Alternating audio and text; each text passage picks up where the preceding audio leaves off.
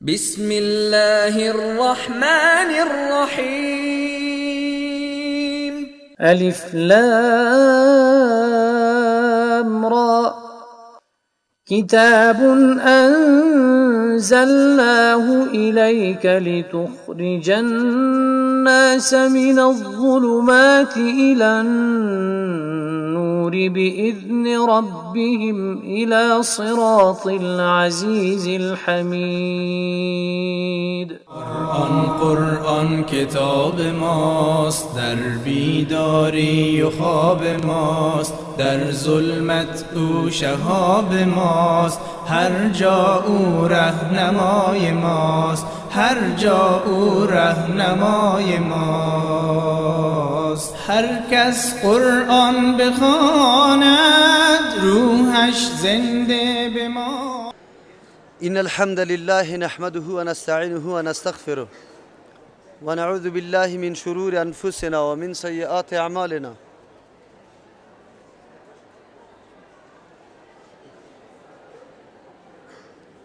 من يهده الله فلا مضل له ومن يضلل فلا هادي له، وأشهد أن لا إله إلا الله وحده لا شريك له، وأشهد أن محمدا عبده ورسوله.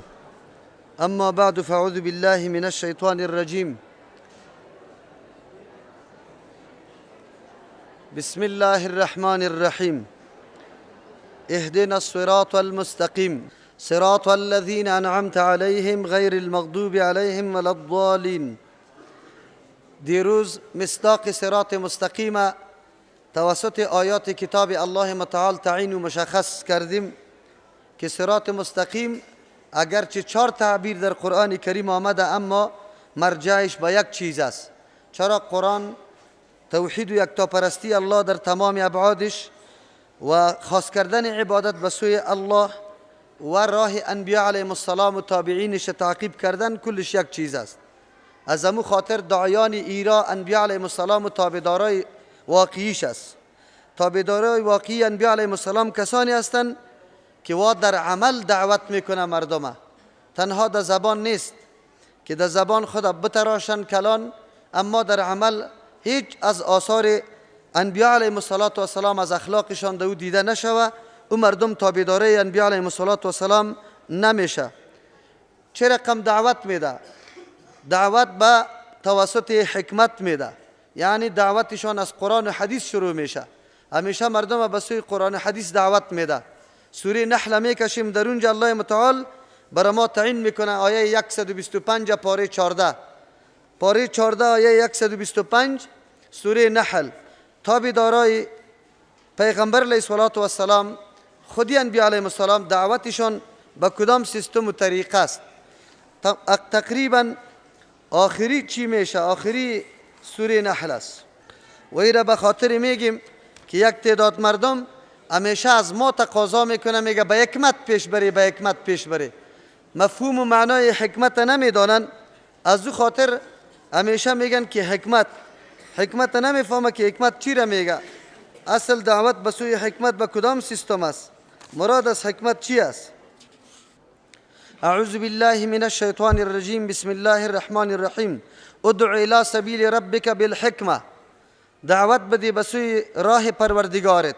راه پروردگار راه قرآن کریم است، راه اسلام است، راه دین و نظامی که الله تعیین کرده. بالحکمت توسط قرآن و حدیث دعوت بده. در سر منبر که برآمدی قصه های و حکایت های خود ساخته را در مردم بیان نکو، آیت قرآن بخوان، حدیث صحیح رسول الله صلی الله علیه و سلم. مردم دعوت توسط قرآن و حدیث بده. از او خاطر نصاب دعوت و تبلیغ قرآن و حدیث است. کتاب فضایل اعمال نیست. کتاب فضایل اعمال یک بسیار بخش جزئی دین و نظام شمرده میشه. از او خاطر برادرای تبلیغی ما همیشه خطا میکنه. هرگاه درس قرآن کریم شوه و بعد از او میگه بیای که تعلیم میشه، تا که همو کتاب خود ابتا نکنن، سخن نگوین، حتی درس قرآن برشان هیچ معلوم میشه. او خبر نیست که نصاب تبلیغ کتاب الله و سنت رسول الله است. در نصاب تبلیغ یا در فضایل اعمال 4-5 بخش، فضایل ذکر، فضایل نماز، فضایل درود، فضایل چیست؟ جهاد فی سبیل الله. خب کل آیات های جهاد حدیثای جهاد چپک و سر بستر پشت کردن. این تحریف میشه در کتاب الله، این تحریف در نصوص میشه او تحریف درست نیست. هرگاه یک تبلیغی میخیزه میگویه که اینی حدیث اینی قدر در راه الله قدر ثواب داره، اول مصداقش کسی است که در مقابل کفر علنا فیزیکی مقابله میکنه، تفنگ در دستش است. کسی که بستره را پشت میکنه این سیسته که در فی سبیل الله داخل میشه. مدرسه، تدریس، دعوت، اگر کسی اینجا در خانه خود دعوت میده، اگر جای دعوت میده، این در فی سبیل الله داخل است. اما مصداق اولی از این جهاد است، جهاد فیزیکی. اگر کسی نصوص میگردانه سری از این تحریفی بزرگ در دین الله میکنه و این سبب محو جهاد میشه.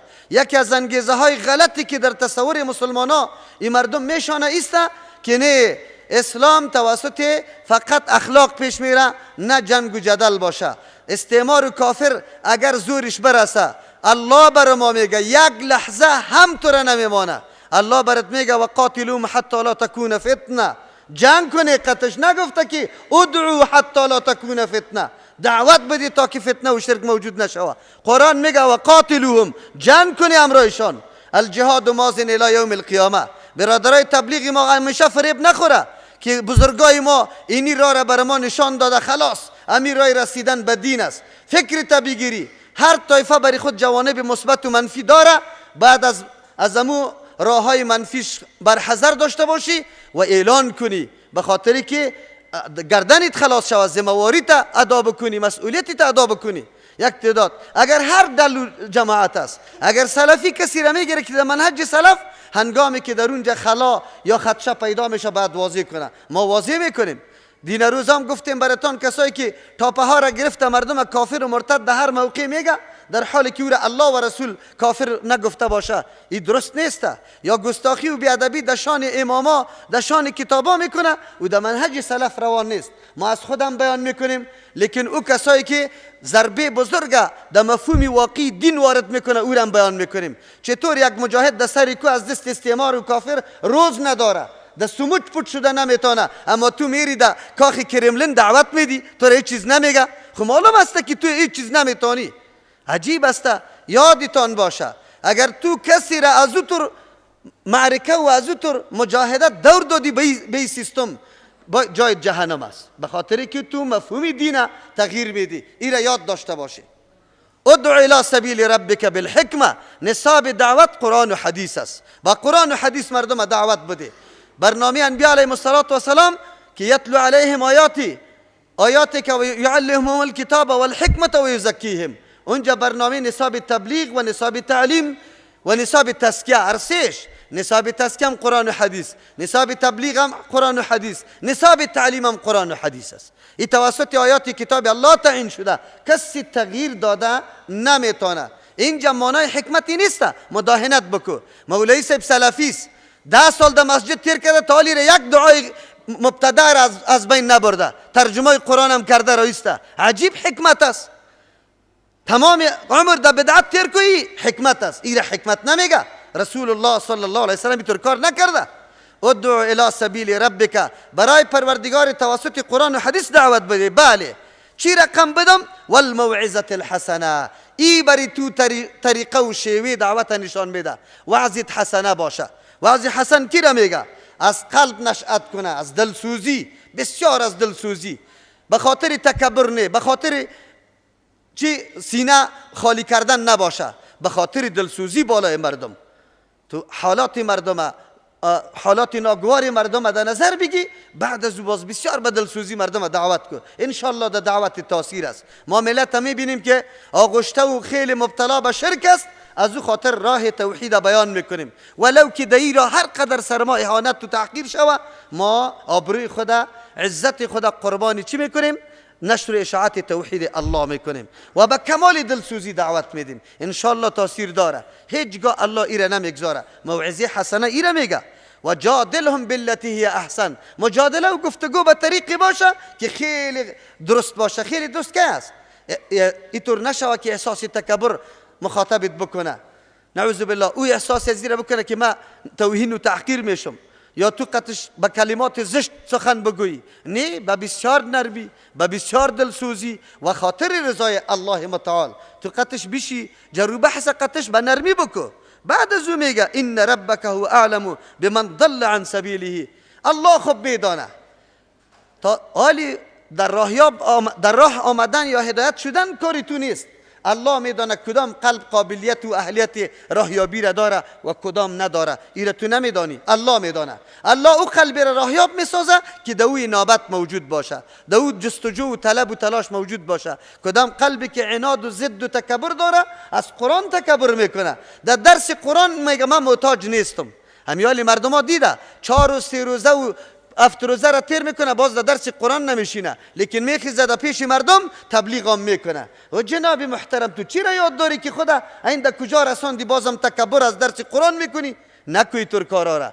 باز به یک امی بستر پشت کردن به الله قسم اگر در جنت بری. اسلام دین جامع است، شامل است، کامل است. باورهای تا مطابق دستورات الله جور کو، عملی تا مطابق دستورات الله جور کو. و محض یک مسجد کردن آدم در جنت نمیره. باورهای اسلامی را بعد تو فرا بگیری. تابعین انبیاء علیهم السلام شویش امیسته. اگر ما میخواهیم چقدر بشارت عظیم است که ما امیر را تعقیب بکنیم، سالکین صراط مستقیم باشیم، فقط راه پیغمبران را محکم بگیریم. انبیاء علیهم السلام کدام عمل انجام داده ما انجام بدیم. کی او را عملی بر ما رسانده؟ سلف صالح ما، صحابه، تابعین، تبع تابعین. عمل کرد پیغمبر صلی الله علیه و سلم مکمل پورا بر ما بیان کرده. دین تطبیق کرده، احکام الله را تطبیق کرده، دین به مفهوم واقعیش فهمیده، نه نقصان است و نه زیادت. ما از خود حالی زیادت ها را نمی کنم، میلادا جور نمی کنم، 40 سال پورگی جور نمی کنم، ختمای رواجی و ختمای دست جمعی پنجشنبگی را ما از خود اختراع نمی کنم. چرا که در سلف می کارا نشده. دین از اونجا فهمیده میشه. مصداق دین، حقیقت دین و پی بردن، عمل سرش کرد، ما در اونمو روان میشیم. در منهج، در نقش و قدم صحابه، تابعین و تابعین روان میشیم. مفهوم آیت قرآن مطابق مفهومی که وا ترجمه و تفسیر کرده همون رقم تفسیر میکنیم. از خود زیادت و نقصان نمیکنیم.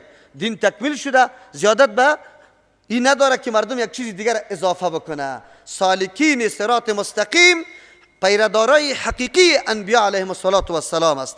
الله در اینجا بر ما بیان کرد و هو اعلم بمن ضل عن سبیله و هو اعلم بالمهتدین. الله خب عالم است که هدایت یافتگان کیها هستند. اینمی مردم سالکین صراط مستقیم ما و شما مینامیم که راه پیغمبران را تعقیب کرده. سوره حج میکشیم آیه 24 که الله متعال چه میگه؟ هدایت به صراط مستقیم الله متعال کدام مردم کرده؟ سوره حج نمبر سوره 22 خیر ببینه آیه 24. اعوذ بالله من الشیطان الرجیم.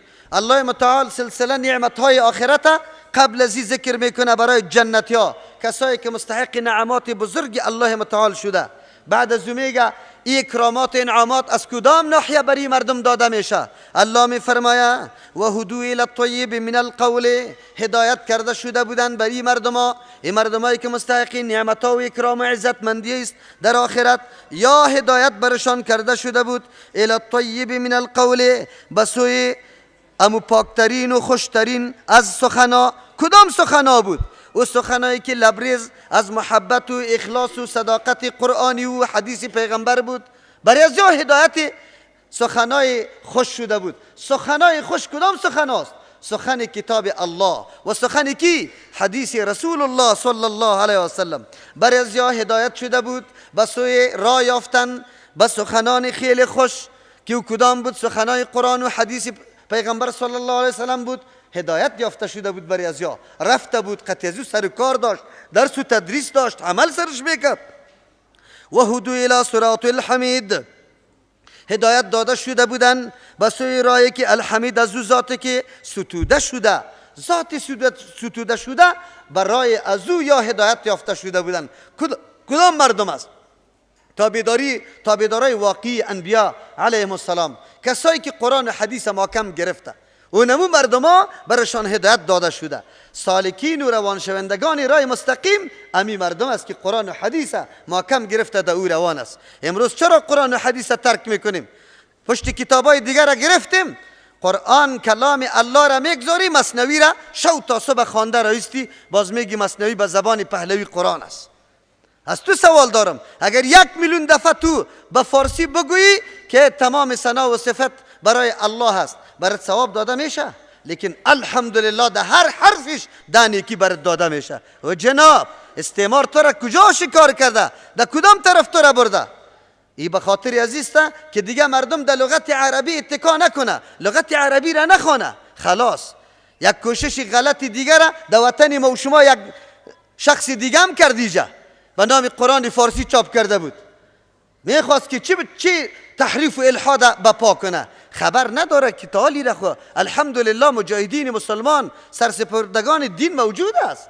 شما این قدر در 2 روز کشوفش دنیای غرب ننازه که الا تیاره بالا میشه و تانگا داره، در این ننازه. اینجا حتما کسایی هستن که خود فدای کتاب الله میکنه، حدیث رسول الله میکنه. اینطور فکر شما از کلیتان دور بکنه. اگر هر قدر نیروها را بیاره، قلب مسلمان شما کشته نمیتونه. قلب مسلمان داخل صندوقچه بدنش است، الا که وفات کنه، الا که حیات از دست بده، در غیر از او زنده است. تو را چطور بمانه؟ الحمدلله درس قرآنی باقی نمیمانه. این صدای توحید الله، این صدای قرآن این نمیموره. حتما الله مردم برش پیدا میکنه که این سلسله را ادامه میده. الله توفیق مزید برشان نصیبان بکنه.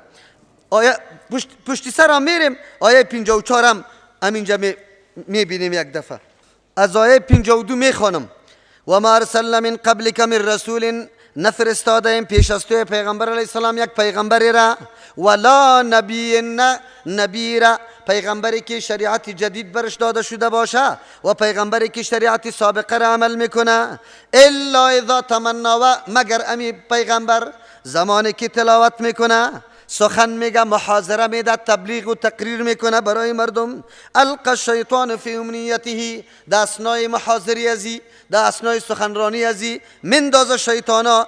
چه مندازه؟ وسوسه ها را، رقم گپا را.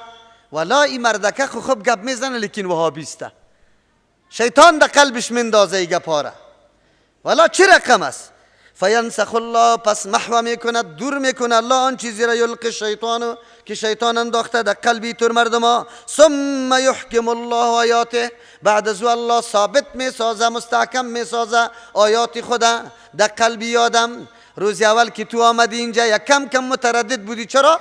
به خاطری که در خانقاه خیلی زیاد رفت آمد کرده بودی، او برات دین معلوم شده بود، خبر نبودی که او دین نبوده. اینجا که سخن بشنوی سخت سرت تمام میشه.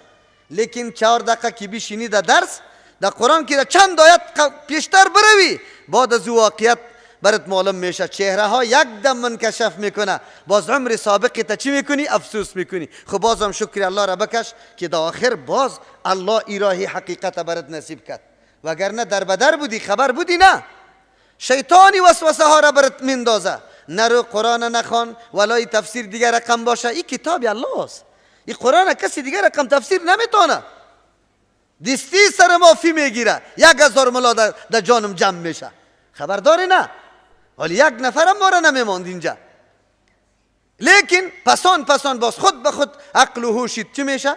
جا به جا میشه، روشنی در قلب داخل میشه، در کدمی روی امو خلاها و امو تاریکی ها را که در زندگی سابقت خود به خود به پیش روید میفهمی که اوه در کدام تاریکی بودیم، چرا اینطور بودیم. پسان باز این قدر خود ملامت کنی که پرسان نکو. روزای اول که کسی تقلید رد میکرد، الله اکبر، ما بنایم نبود که کلیش بکنم، ولی آلی میگم که یا الله این چقدر آسان آدم میفهمید، این چقدر آسان بود، چقدر آسان است. ما از یک مولوی پرسان کردم که مذاهب موافق رای پیغمبر است یا مخالف؟ خب بیچاره نمیگفت که مخالف، گفتم میتونه، نمیتونه، گفت نه موافق. ما گفتم خیر 1 راه شد، 4 راه خود نشد، 1 راه رسول الله شد. اگر مخالف باشه خود کار نیست. تضمین کده میتونی که امام مالک رحمه الله کلی قولایش ثواب است، هیچ خطا نداره؟ امام ابو حنیفه رحمه الله گفت نه. ما گفت خیر چی میکنی که خطا باشه؟ پشتی ثواب میری یا نه؟ گفت مجبور هستم که پشتی ثواب برم. این میرم. ما گفتم دین میگه ما تابع دلیل هستیم نه تابع شخص. پشتی شخص روان نیستیم، پشتی دلیل حق روان هستیم. دلیل حق است جناب، برم تشریح کو. دلیل حق منزل، الحق من ربک، حقیست که از جانب پروردگار چند چیز است؟ کتاب الله و سنت. اجماع امت و قیاس مثبت نیست، مظهر است. مثبت نیست، مظهر است. اما حکم در قرآن حدیث موجود است. مجتهد تلاش کرده و حکم کشیده. گاهی وقت در ثواب میرسه، گاهی وقت خطا میشه. اگر در ثواب رسیده بود علی الراس و العین، خب حکم ثابت توسط قرآن و حدیث است. این محنت کرده کشیده شه.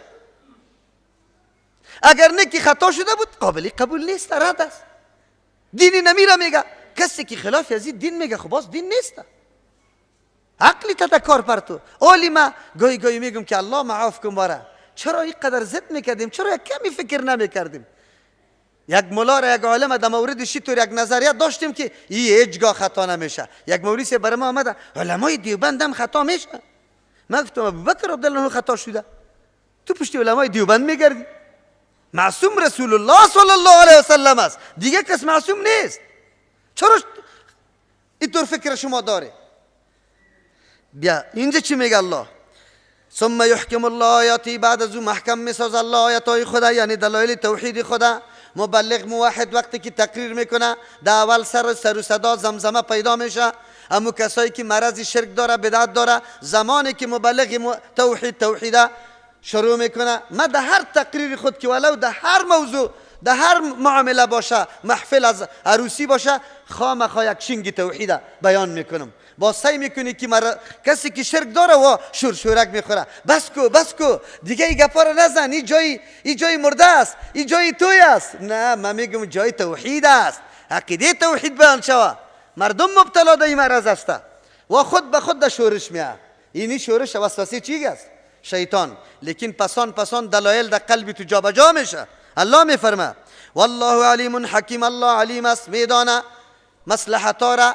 چرا اینطور کسا را پیدا کرده؟ الله امتحان میکنه تو باش امی مردم از عقل و هوشی که به الله برات داده استفاده میکنی یا نه؟ این حواسی که برات داده از این استفاده میکنی یا نه؟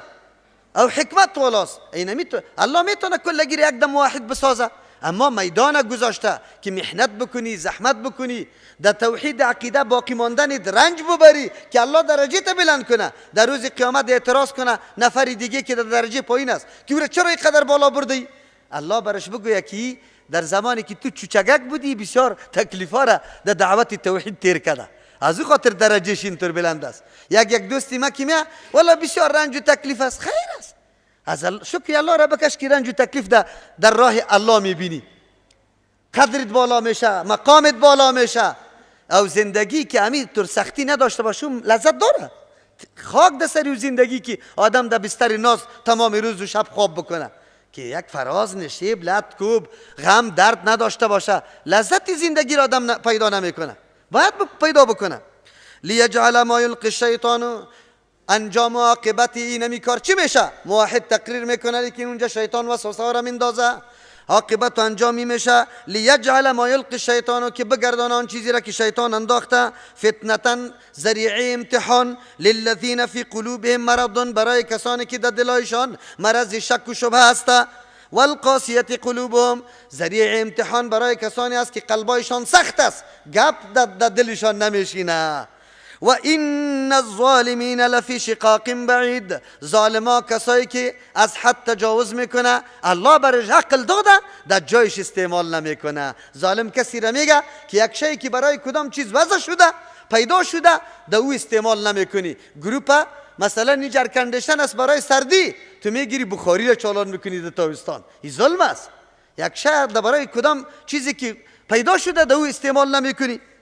او عقل الله پیدا کرده برای تفکیک، برای از اینکه تو سنجش کنی سخنها را، تبلیغها را، تقریرها را، راهها را، کلش ارزیابی کنی کدامش نفعمند است، سودمند است، کدامش ضرر داره. او تو عقل تا استعمال نمی کنی، دنبال روی پدرها و نیاکانی هستی. نه پدرهای ما دی رفته. پدرهای چی کرده بود؟ چی را یاد داشت؟ راستی تا بگو الحمدلله را درست یاد داشت؟ الله در جنت ببرشانه، دعا برش بکنی تا که وسیتان برسه، دعا برش بکنی که الله تمام سختی ها را سرش آسان و الله جنت ها را برش نصیب بکنه. و انشالله خوب است. چرا که اگر شرک هم کرده به نیت توحید کرده، اما شرک هم ملاسه برش توحید معرفی کرده. ملاست برش توحید الا بلا در سری کیست؟ الا چی بگوییم؟ بلا الا را نگوییم، بلا سری ملاسته، بلا سری ملاست. ولیعلم الذین اوتوا العلم، که جدا بسازه انجام و عاقبت این تقریر موحد چی میشه؟ که جدا بسازه، ظاهر بسازه الله الذین و مردم را اوتوا العلم، که علم برشان داده شده. چی رقم علم برداشت؟ انه الحق من ربک، میآید قرآن میشنوه در قلبش جابجا میشه، میگه اینمی حق است، ثابت است. چرا ثابت است؟ من ربک، از جانب پروردگاریت است. فیؤمنوا به، خب یقین سرش میکنه. فتخبت له قلوبهم، عاجز میشه تا بیدار میشه برای امی سخن حق قلبای امی مؤمنای واقعی. وقتی ترجمه قرآن، درس قرآن بشنوه، قرار قلبشان جا بجا میشه. آیسته آیسته بعد از سخت منقادی کی میشه؟ قرآن کریم. حالی که پدر میگه که از خانه میکشه، میگه پدر جان بکش، ما مادستم. قوم برش میگه که دیگه قط ما قومی داری نداری، مرده تا خودت دفن که. گفته هیچ غرض نکو، پروا نداره، بان که مرده مرا زاغا بخوره، خود عقیده توحید باشم، باز نمیترسه. و این الله، یقینا الله متعال، لهاد الذین آمنوا، هدایت کننده کدام مردم است؟ او مردمایی که ایمان آورده، او مردمایی که مؤمن واقعی است. هر کس الله هدایت به صراط مستقیم نمیکنه. الی صراط مستقیم، مؤمنای واقعی را الله به صراط مستقیم هدایت میکنه. روان در صراط مستقیم مردمای مؤمن واقعی است. الله متعال ما را از او جمله بگردانه. سالکین صراط مستقیم ان شاء الله. این خوشخبری برای ما و شماست. چرا کسی که دنبال کتاب الله را گرفته، درس و تدریس قرآن میکنه، خدمت قرآن میکنه، تعلیم قرآن میکنه، غمخوری مسائل قرآن میکنه و برای تحقق نظام قرآن مبارزه و جهاد میکنه، این همی مردمان نجات یافته است و همین مردم است که الله برشان هدایت هم میکنه. الله متعال از او جمله ما و شما را هم شمار بکنه. اگرچه اهلیت و لیاقتش نداریم، الله به فضل احسان خود ما را از او جمله شمار بکنه. آلی از این صراط مستقیم کدام مردم معنی میکنه؟ آلی شما میفهمی که صراط مستقیم خود قرآن بود، حدیث بود، رای پیغمبران علیهم السلام و تابعدارای واقعیش بود. تابعدارای واقعی انبیاء علیهم السلام کیست؟ صحابه، بگوی که صحابه کرام مستقیم شاگردای رسول الله صلی الله علیه وسلم است. در یک مجلس یک عالم در کدام جای آمده بود، در پیش او مردم تقریر میکرد، جلسه بود، کنفرانس بود که وا صحابه را مرتد میگفتن. چی میگفتن؟ او مردم صحابه را مرتد میگفتن. میگه این صحابه مرتد شده، بت کلانی از یا که از ابوبکر و عمر است. کتابایشانی روایت هاست به نام نعسل، به نام رمیع. فهمیدی چی؟ عمر رمع نعسل، معاویه، 4 بت کلان در کتابا ذکر میشه. صحابه را مرتد اعلان میکنه. اما عالم از پیشان پرسان کرده بود که کدام شخصی تان عالم است؟ گفت فلان. گفت از این عالم کدام شاگردش رای همی استاد خود اعلان کرده یا نه؟ گفت نه نکرده. دمو رای استاد خود روان است. گفت صحیح کو شده میتونه کسی از اینمی استاد از رایش دیگر رقم رفته باشه؟ گفت نه هیچ کس نرفته. گفت عجیب است، یک عالم شما، مولای شما، شاگردش در رای دیگر نمیره، اما رسول الله صلی الله علیه وسلم کل شاگرداش مرتد میشه. در شان رسول الله احترام و تعظیم کردن یا تحقیر و نعوذ بالله بگوی به احترامی رسول الله را کرد. ابو سفیان میگه که یک نفر از دین خود نگشته. ابو سفیان که دشمن سرسخت بوده او زمان. اما این طایفه های امروز تو مولای صاحب، تو مولا صاحب موقع داده رایستی، تو عظمت برش قائل هستی، تو برش احترام میکنی و میگه که ما هیچ فرقی نداریم. راست میگی فرق نداری، تو هم مشرک او هم مشرک، هر دوی تان دیگه. او یک چیز صدا میکنه تو دیگه ایشه. اگر یکی ما یا سخی میگیم دیگه ما یا علی میگیم، هر دوی شک سخی و علی یک شخص است. راستی که یکی هسته، امی گپیتان خو راست است. کی هست؟ راه مستقیم سالکینش اول صحابه کرام است. وقتی صحابه کرام مأمون باقی نمانند، کلش مرتد شوه، دینتان مأمون است؟ دین توسط کی براتان رسیده؟ صحابه کرام رسیده. که صحابه را تو عقیده نکردی خلاص شدی. یهود میگفت به پیغمبر علیه السلام که وحی را کی میاره؟ گفت جبریل امین. گفت نه جبریل امین قوما را هلاک کرده. قوما را در تاریخ ما وحی از او را قبول نداریم. میکائیل علیه السلام باید می آورد. ببینه منظوری از او چی بود؟ سند قطع کنه. سند وقتی که جبرئیل امین قطع کنه قرآن قابل اعتبار باقی میمونه یا به اعتبار؟ به اعتبار میشه. توراتشان به جای باقی میمونه، قرآن از بین میره. این مردم صحابه را سند قطع میکنه، صحابه را از بین میبره که دینی که شما فعلا در دست باره کلش چی هسته؟ واهیات است، نعوذ بالله. لیکن امروز همین مردم تعظیم میشه، همین مردم قدر و قیمت پیش مردم داره. دوستی به قتلش میکنه، دخترها برش داده، دخترها برش داده. این پدر و مادر سبا روز در جهنم نروه که تو سوال کردی آنی دختر تدکی دادی. دختر چیخ میزنه مدرسه را خوانده که اینی بچه را میگیرم دیندار است. چرا که ما قرآن و حدیث خواندیم، بعد به مقتضای طبیعتی ما زندگی را پیش ببریم. پدر مادر نه مادر میگه شیری خدا نمیبخشم، امو خودگی خودم مقرر کرده، ولو که پودریست، ولو که چرسیست، ولو که هیچ دین نداره، ولو که فاسق و فاجر است. پدر از او طرف، کاکا از او طرف، ماما از او طرف. او کاکا و ماما و او پدر و کاکا. حق داره دختر که انتخاب خودش بکنه، ولی انتخاب مطابق شریعت. اگر یک دختری متدین راستیم یک بچه فاسق انتخاب کرده باشه، حق اعتراض داری، الله برات امی حق داده، تو ولیدت حق داده که مانع شوی. لیکن وقتی انتخاب درست مطابق دین کرده، لیکن تو تیشه میزنی طرف خودگی دارید، نکوی کاره، ظالم شمرده میشی. در روز قیامت الله از پیشت سوال میکنه چرا اینطور گپا را میزنی؟ منظورم است که در اینطور طایفه هم ما مردم دختر دادیم، ما مردم دختر دادیم. کسی که صحابه را لعنت میگه، کسی که اول تلویزیونشان روشن میشه لعنت الله علی الغاصبین میگه. غاصبین نمیشناسه؟ ای غافلا، ای غافلا، غاصبین نمیشناسه؟ ابوبکر، عمر، عثمان غصب کرده ولایت از علی رضی الله عنه. و طایفه که سری ابوبکر، عمر و عثمان لعنت میگه، تو قطعش دوستی داری، تو برش دختر میدی. دینی را نمیگه. با دوستی الله دوستی کو، با دشمنی الله دشمنی کو. این جزء دین است، این جزء دین است. امروز با کدام عنوانا مردم کار گرفته رایسته نمیکنیم. قرآن چی بر ما میگه؟ کدام را ما کم بگیریم؟ کدام مردم است؟ رای صحابه را. آلی اعظمی را کی منع میکنه که دمی را روان شویم؟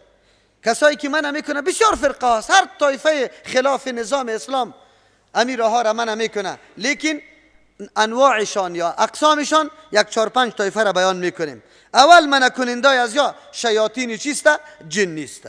شیاطین جنی آیه 16 سوره اعراف میکشیم. پیدا کرد انشاءالله آیه 16. پیش هم یک دفعه تیر کرده بودیم. شیطان تلاش میکنه انسان ناشکر بسازه، از نعمتهای اول تو را در شرک مبتلا میکنه به اعتبار نسبت نعمت به سوی الله. اعوذ بالله من الشیطان الرجیم. قال فبما اغویتنی، پس به سبب ازی که مرا تو گمراه کردی یا الله، شیطان به الله میگه لاقعدن لهم صراطک المستقیم، میشنم برای بندگانی تو در راه مستقیم. ثم لآتینهم من بین ایدیهم و من خلفهم و عن ایمانهم و عن شمائلهم، از 4 طرفش میشنم. ولا تجد اکثرهم شاکرین، یارا یکیش شکرگزار قدرشناس سپاسشناس پیدا نکنی، یارا حتما در شرک مبتلا کرده نیستم. اولین منع کننده از صراط مستقیم کیست؟ بگه شیطان جنی است. یعنی شیطان جنی تو را نمیمانه. پیشتر میریم سوره نمل هم میکشیم آیه 24 پاره 19 آیه 24 من از 23 میخوانم. در زیر فرمان روایی سلیمان علیه السلام جن پرنده ها کلش کار میکنه. لشکر سلیمان علیه السلام است. هدهد غایب شده. بعد از تفقد سلیمان علیه السلام خبرگیریش هدهد موجود نیست. قسم هم یاد میکنه سلیمان علیه السلام. یک پرنده که پرنده است هدهد عقیده توحید الله را یاد داره، و تو مسلمان که قرآن برات آمده عقیده توحید الله را یاد نداری. یک دفعه متوجه شده ای آیت متوجه شد. هدهد پس آمده سلیمان علیه السلام زیر تحقیق گرفتشه. کجا بودی؟ غیر حاضر. قسم هم خورده بود که اگر دلیل آورد خوب، اگر نه آورد لأعذبنه چیسته، ما سخت عذاب برش میدم. این دلیل آورده گفته اینی وجدت امرأة، ما یافتم، رفته بودم در یک سرحد یک وطن، یک زن یافتم تملکهم که مردم پاچایی میکرد، سرپرستی میکرد، و اوتیت من کل شیء، وسایل و اسباب پاچایی و زندگیش مکمل فراوان برش بود. از این چیز ضرورتایشان مکمل پوره بود، از این چیز کم نبودن، یعنی آن چیزی که مناسب پاچاییشان بود. ولها عرش عظیم، برای نمیزن یک تخت خیلی بزرگ نایاب تخت داشت. این هتلی ممتاز محلی گل و گلکاریش چی میکنی؟ تخت از او را که میدیدی بسیار تعجب بود. خوب وجدتها، چیزی که بسیار جالب بود و مرا بسیار غمگین ساخته. برابر هدهد غیرت داره؟ برابر هدهد دلسوزی داره؟ هدهد غمی قوم از کجا میخوره؟ غمی عقیدهش میخوره، غمی توحیدش میخوره. هدهد به سلیمان علیه السلام پیش میکنه سلیمان علیه السلام غمی قوم بخو، به خاطری که در شرک مبتلاست. غمی قوم بخو. ما و تو مسلمان از دنیا بریم برابر هدهد عقیده توحید غمش نخورده باشیم، تو ملا باز روی جنت میبینی؟ قرآن خواندی قرار در سری 10 سالت میشه یک روز توحید الله را در سری منبر به مردم تشریح نکردی، شرک تشریح نکردی. هدهد غمی قوم میخوره. از کدام چیزیشه؟ از عقیدهشه. بس سلیمان علیه السلام چی میگه؟ وجدتها و قومها، یافتم امی زنه و قومی امی زنه، یسجدون للشمس، که سجده میکنن برای آفتاب، من دون الله، بغیر از الله. هدهد میفهمه که سجده حق الله است، لیکن مولایی لنگی سفید در پیش پیر سجده میکنه و امام تو مسلمان است. تو مسلمان، تو خدا مسلمان میگی؟ تو بگو. هدهد میفهمه که سجده حق الله است. مولای تو در پیش پیر خود سجده میکنه، مولای تو هم است، موقع و منزلت هم برش قائل هستی، دفاعش هم میکنی. قماندان صاحب، آمر صاحب، آجی صاحب، صوفی صاحب، ملک صاحب، دفاع امی طور آدم هم میکنی. تو در روز قیامت روی جنت هم میبینی. هدهد میفهمه که سجده حق الله است، توحید بسیار مهم است. به سلیمان علیه السلام عرض میکنه و زین لهم الشیطان، چرا یا سجده به آفتاب میکنه؟ مزین کرده برایشان الشیطان و شیطان اعمالهم، امی کرداریشانه، یک قدر خوششان میاد که پرسان نکو. شیطان در قلبشان در بدعت یاره مبتلا کرده. یک روز میلاد میشه، فریاد الا لاسپیکرها چالان است، مسجد ها چراغان میشه، گلا را وزان کنه، دیگا بار میشه، میله برپا میشه. پیسر از کجا جمع کرده؟ پیسر از کجا؟ تو خیرات در کدام زمان رسول الله دیدی که پیسر خودشان جمع کنه، خودشان پخته کنه، خودشان بخوره و نامش هم خیرات بمانه؟ شما بگو این میله است یا خیرات؟ این میله است. شما وقتی که سالنگ میره 10 نفر پیسر انداز میکنه، کباب و بگو تربوز و خربوزه را خود میبره در سالنگ، اونجا بازی میکنی، کلیتان یک جای میخوری. این خیرات میگه؟ این در مسجد ها چطور خیرات است؟ ملا صاحب، آجی صاحب، ملک صاحب گرد گشته رایسته. یک نفر او بیچاره در اولاد خود در یک ماه 1 پاو گوشت نآورده، بیچاره سیاسرش اولادش شده 1 پاو گوشت پیدا نکرده. آلی مولای استاد است دمی رویش، مجبور میشه رویش میسوزه، پول میده. همین پول به تیبی قلب داده یا نه که خلاف تیبی قلب داده؟ به تیبی قلب نداده، به اخلاص دل نداده، زیر فشار آمده. رسول الله میگه لا یحل مال امرئ مسلم الا بطیب نفس منه، حلال نیست مال یک مرد مسلمان مگر به طیب نفسش. ملا صاحب از کجا میره فتوا میگیری؟ پیسه را جمع کرده چی میکنه؟ دیگا بار میشه. خیرت است میلاد النبی. میلاد النبی چی معنا؟ میلاد النبی چی معنا؟ نه نامش حالی بر اسرائیل جور شده، نامش بگه دیگر رقم میمانه، کنفرانس سیرت است. این کنفرانس سیرت دیگر روزا نداشت، این در دیگر روزای سال بیان شده نمیتونه. تنها در 12 ربیع الاول و 10 ربیع الاول بیان میشه. تو فریب میدی الله را، الله از نیت و ارادت خبر نداره. باز خو محبت ایه وقتی که پیسه را طلب میکنه چی میگه؟ تو پیغمبر دوست نداری؟ نه چرا دوست ندارم؟ پیغمبرم است. پر تو ده میلادیش یک نفر نخیست که اوی میلاد رسول الله گفته که بکنی؟ نه. صحابه از ما که خیلی پیغمبر دوست داشت کردن این کار؟ نه. بعد از او تابعین دمو مذهبی که تو عقیده داری بدبخت مقلد امام ابو حنیفه رحمه الله خدا میگیری تو را بالله قسم زنت سر طلاق که از امام ابو حنیفه رحمه الله کدام قول داری؟ ثبوت. لیکن شکم پرست هستی. تو امام ابو حنیفه رحمه الله پرست هم نشدی، تو شکم پرست هستی. پخته کو با زمیش سفید امی ملک امی مولا دمو سر دم میراب نشسته است، از کلکین به دیگوالای تور میکنه ریشه هایی جا نشسته است. بیار چمکای کلان آورده میشه در پیش روی از یا ایره دین میگه، ایره محبت چی مینامن؟ بگه رسول الله مینامن. تو را بالله قسم سلامت به مثل رسول الله است. شب بخیر و صبح بخیر گفته رایستی، السلام علیکم و رحمت الله و برکاته نیست. تلفنی روشن میکنی ای بدبخت الو میگی، لغتی زبانی مادری تم نمیگی، زبانی کافر انگلیس استعمال کرده رایستی الو. بله خب بگو. اگر نمیتونی که السلام علیکم و رحمت الله و برکاته، کدام رقم مسلمان، کدام محبت با رسول الله داری؟ نان خوردنت، آب نوشیدنت، اخلاقت، نمازت، کدام چیز؟ محبت پیغمبر چی میگه؟ محبت پیغمبر به دیگ پخته کردن است. دمی محله پدر شهید شده، تفلکا باقی مانده.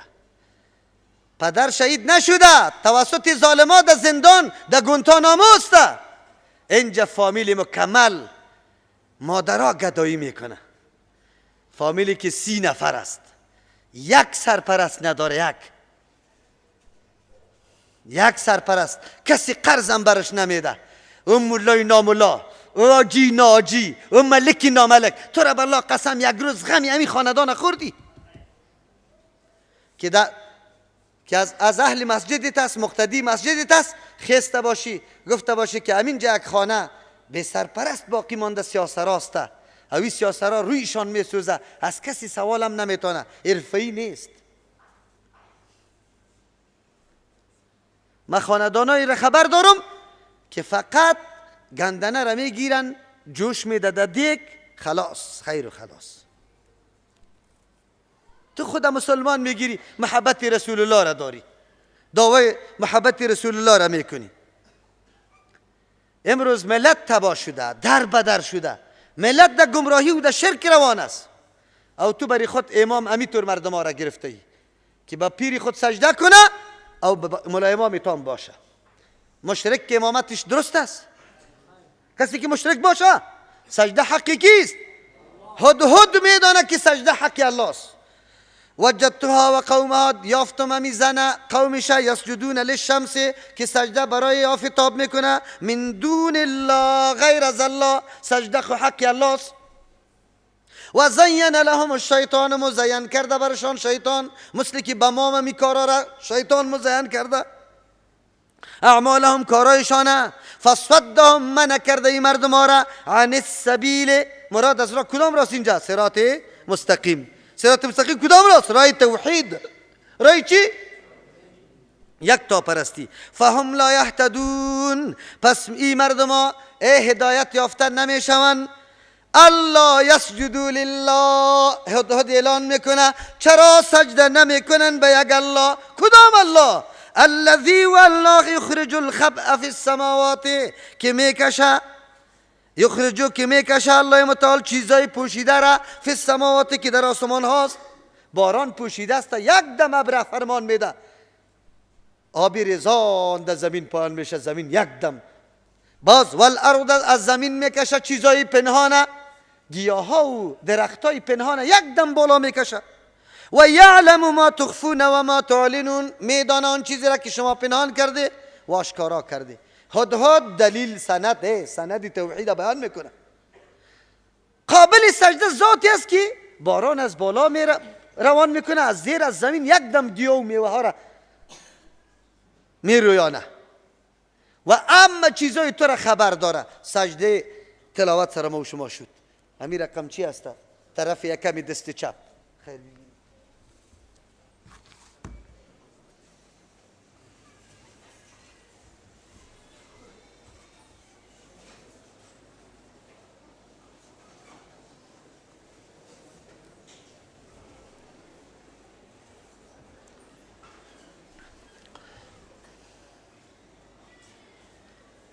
کمر شیطان میده کده بخیر. حالی خاکباد سری خود میکنه که وای وای وای وای اولاد آدم مامور به سجده شد، سجده کرد، من مامور شدم لیکن رانده رحمت الله شدم. ماشاءالله، الله براتان اجر بده، الله قبول کنه. مانعین صراط مستقیم شیطان جنی است. اعمال برات مزین میکنه، در نظر دی قدر خوب معلوم میشه که 1% نکو. حالی مولوی صاحب ختم قبول نداره، حالی مولوی صاحب ختم جایز نیست، حالی قرآن خواندن جایز نیست. او مرد که قرآن خواندن جایز است. چی رقم قرآن خواندن؟ به بو طریقی که رسول الله خوانده یعنی که تو میخوانی؟ سند داده برای من میتونی؟ من که نماز میخوانم بری تو میشه؟ یک قرآن که میخوانم چطور بری تو میشه؟ این از کجا سند داری؟ در زمان پیغمبر، صحابه، تابعین، تبع تابعین یک مورد برام پیدا میتونی که مردم جمع شده باشه، سپاره تقسیم شده باشه، ختم شده باشه؟ بیار دیگه سند پیش کده میتونی؟ این ختم چقدر مفاسد به بار آورده. این ختم تو به خاطر ازی که میری زمین غصب میکنی، حرام میخوری، در بانک پول پرتافتی، سود میخوری، در دکان قسم ناحق خوردی، به دروغ جمع کردی. خب به خود تسلی میدی، شیطانی لعین برات تسلی میده که یک ختم بکو باز الله معاف میکند. اما تو راست یا نه؟ حالی در قلبت میگی که یک ختم بکو معاف استم. این دلایل چی میگه؟ شیطانی مزین میکنه یک عمل در ذهنت، تو را از دین خطا میکنه. دوم طایفه که از صراط مستقیم مانع میشه کدام مردم است؟ سردارا و کلانا، کسایی که صاحب قدرت هستند، کسایی که مال و زر و زور داره، پاچهای سرکش. میکشیم سوره احزاب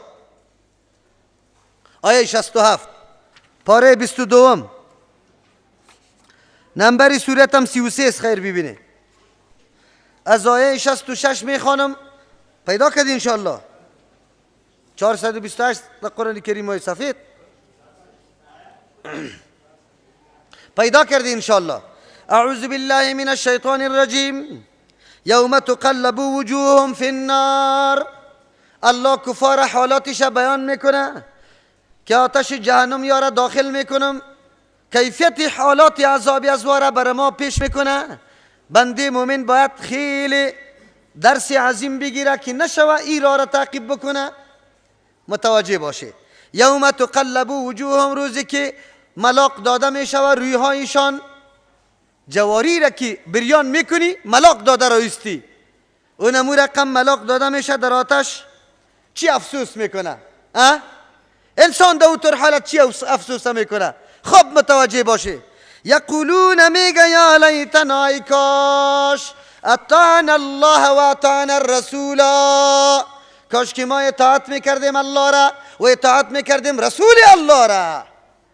نمیگه اطعنا الامام اطعنا العالم، اطاعت فلانی را میکردیم، میگه نه اطاعت الله و رسول الله را میکردیم. در اونجا فقط یک آرمان است. رای نجات کدام است؟ بگوی اطاعت کی؟ الله. چرا اطاعت الله و رسول الله چیست؟ صراط مستقیم است. و قال میگویا ربنا پروردگار از دستی که دلشان کوف کرده، درد کرده، همو کسایی که در دنیا دستایشان بوسیده و لیسیده، تمام نعمتها و چیزای شیرینی خدا قربانی از او کرده، هر چیزی خوب از جناب پیر صاحب است، از جناب ملا صاحب. چی کرده برش؟ عقیده توحید هم برش یاد نداده. ربنا پروردگار انا اطعنا سادتنا، ما خود تابعداری کردیم از کلانای ما، از بزرگای ما و کبرانا، بزرگای ما. فاضلون السبیل، ما را از راه حق خطا داد. راه حق قرآن بود، ما را قرا. میگفتن که اینجا بیشه که ذکر است، امروز عرس فلانی است، امروز عرس فلانیست اینجا، چرخک زده برو. طریقی چشتیا به ساز ایج ذکر نمیشه. ساز باید قطش قطی باشه. هر کدام بری خود یک عجیب است. ربنا دلشان کفت کده، اونجا که عذاب سرشان فشار میاره باز به الله نیایش میکنن، میگه آتهم ضعفین من العذاب، بری کلانو که ما را در بدر کده یارا خود دو چند عذاب بده. ولعنهم لعنا کبیرا، یار از رحمتت بسیار دور کشه، یا خود در بدر کد ما را خاک بسر کد. مانه را کیستن اینجا؟ اینمی مردم ها بود. فضلون السبیلا، ما را از راه حق خطا داد. این مردم دیگه طرف ما را برده بود، دعوت به دیگه طرف داده بود. در قرآن نمیماندن، در قرآن کریم نمیماندن. مرید صاحب اگر بگه که ما در ترجمه مرد است، این از همین مریدایی که فعلا در کابل پیرا هست، یک مریدش بگه که ما در ترجمه مولوی متوکل رفتیم که چقدر لط میکنه شه، اینا لط میکنه یا نمیکنه. ولی در دیگه جای خود نرفته، در ترجمه قرآن رفته، خماندنیش نیسته. سوم طایفه که مانع صراط مستقیم است احبار و رهبان است. علما پیرسایبا، علما پیرسایبا. سوره توبه را میکشیم، آیه 34. سوره توبه آیه 34.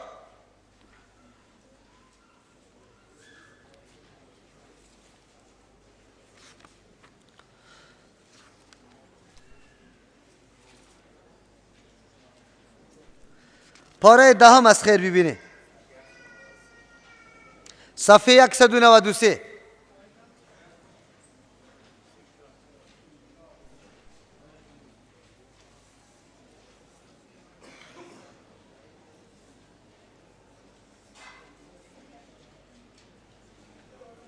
پیدا کردی انشاءالله. یا ایها الذین آمنوا، کسایی که ایمان آورده شما را الله ندا میکنه، ما و شما را الله ندا میکنه. خطاب مورد خطاب قرار میده. یا ایها الذین آمنوا، کسانی که ایمان آورده. ان کثیرا، یقینا زیاد کم مردمایش خب پیدا میشه. زیادتری من الاحبار، از علما یهود به نام احبار یاد میکرد. هر کسی که رنگ علم سرش غالب باشه او را حبر میگه، که رنگ عبادت سرش غالب باشه او را رهبان میگه، راهب میگه. رهبان جمعش است. یقینا علما و رهبان پیرا، یعنی کسی که رنگ علمش غالب است و رنگ عبادتش. لا یاکلون اموال الناس، میخوره مالای مردم بالباطل، به طریقی نامشروع. دیگه چی کار میکنه؟ و یصدون، منع میکنه مردم عن سبیل الله، از راه الله، از راه مستقیم الله مردم منع میکنه. علی ثابت میکنیم اینجا. بعد از الذین یکنزون الذهب، الله سرزنش میکنه مردمایی که خزانه ها را چی کرده؟ جمع کرده و از او انفاق در راه الله نمیکنه. والذین یکنزون الذهب، کسانی که خزانه کرده طلا را و الفضه نقره را، ولا ينفقون، مصرف نمیکنه فی سبیل الله، در راه الله. حقی که الله در مالش مقرر کرده او را نمیده.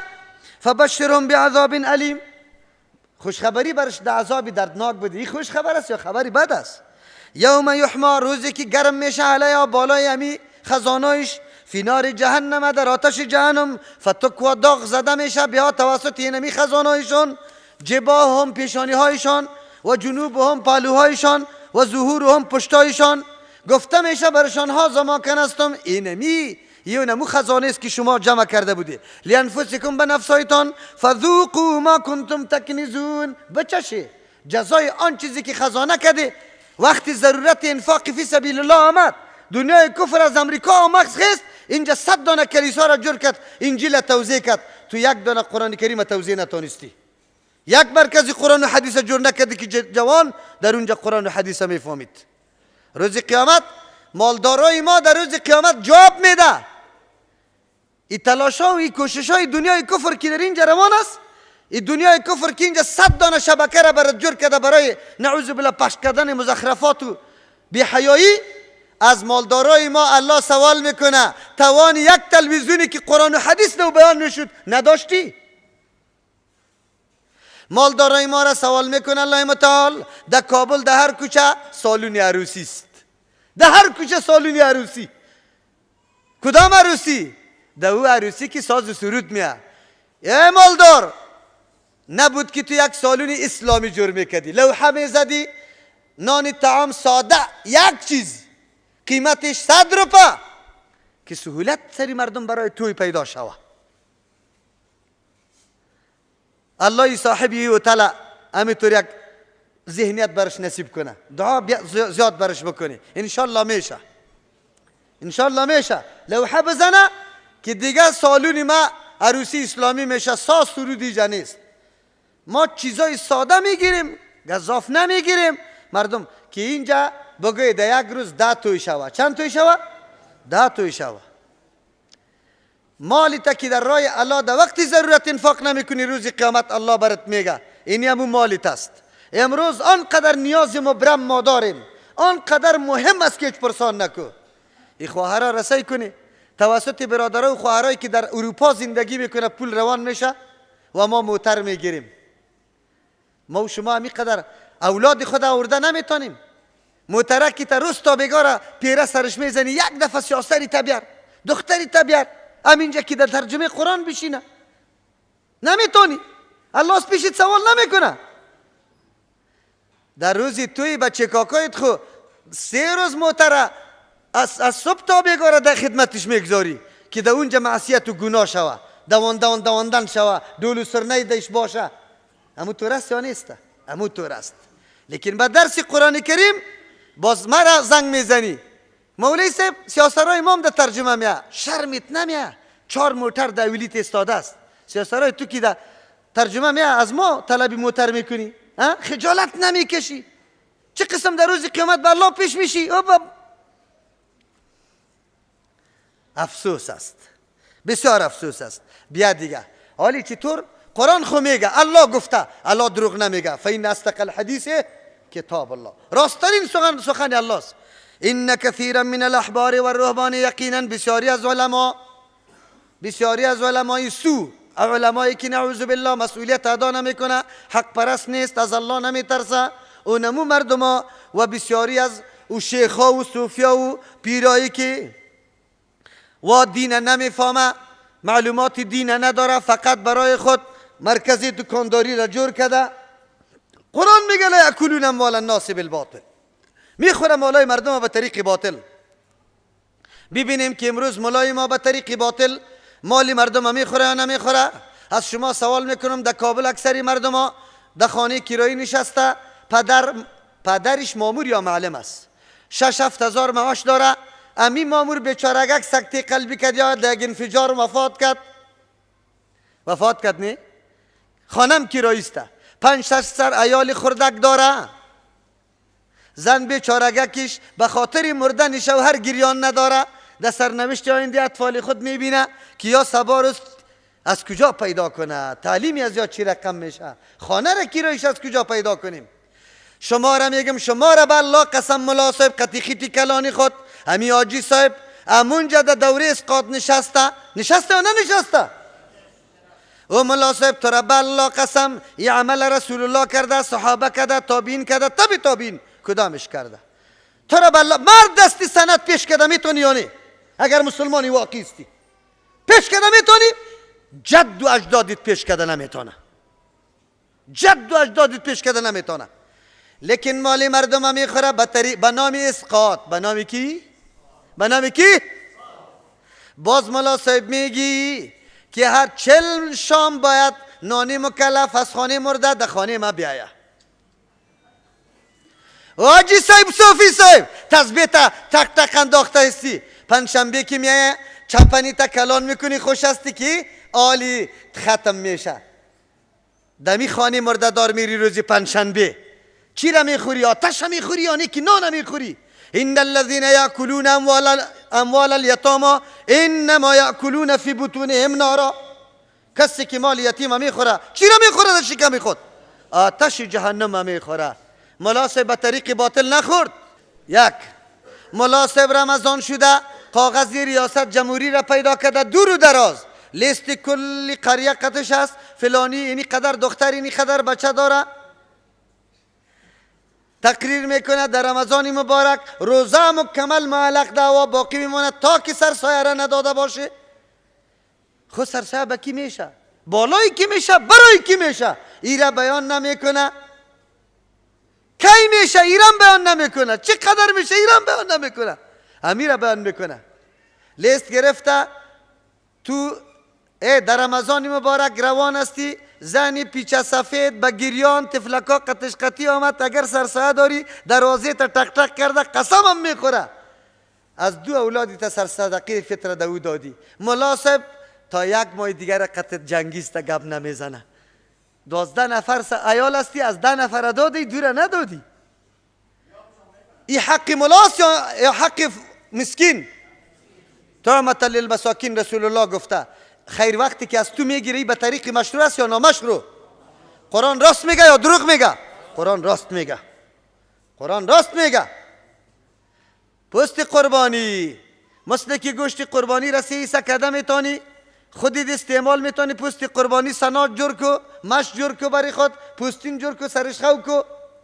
یک فروختن نمیتونی. فروختن مثل که گوشتش نارواست، پوستم فروختنش نارواست. به هر کس داده میتونی گوشت قربانی را به غنی، به فقیر، به هر کس داده میتونی. لیکن اونجا ملا صاحب لیست گرفته به خاطر پوست قربانی و چنده نماز بیرون در دشت که سنت است نمیخونه، در مسجد میخونه که بیگانه نشوه. بیگانه نشوه. بگو که ملا یلا اکلون اموال الناس بالباطل شد یا نشد؟ بالباطل شد. پیر صاحب از کجا میخوره؟ پیر صاحب خبر داره؟ قلنگ است. قلنگ میشناسی؟ ها؟ ما یک کور به نام ورسندان یاد میکنیم. در بین دره غوربند و او طرف دره سید کیان است. این کوی اندوکوش است از همین سالن که این در کوتل شیبر وصل میشه. بسیار کوی غنیست از نگاه علف و چی. کوچا امونجا میره. امونجا میره. آقا صاحب قطعه سوار میشه. پس که سنبلا آخر میشه پایین میشه که 200 را میمال در پیش رویش است. خیرت اسیر از کجا کدی آقا صاحب؟ قلنگی ماست. نیازی برش میگه. چی میگه؟ نیازی را جمع کردیم. این از کجا؟ این حقیقی است. شما باور به الله بکنه یک آقا صاحب از کابل در جای ما میومد در خانه ما، باز در خانه ما میشیشت، شوای خود اموجا تیر میکرد. شما باور به الله بکنه از صبح که میشیشت تا شام خفتنه نوشته کو لولک و ورقه، نوشته کو ورقه. در جماعت هم نمیرفت، پایچا کشال. من چون که الحمدلله را میاد داشت یا نه. لیکن وقتی که پس می آمد پدرم همین جواز حضور داره انشاءالله. 5 بوجی چی بود خبر داره؟ 1 بوجی گوشت قاق، 1 بوجی چارمغز، 1 بوجی بادام، 1 بوجی قروت، 1 بوجی هم کشته و خسته.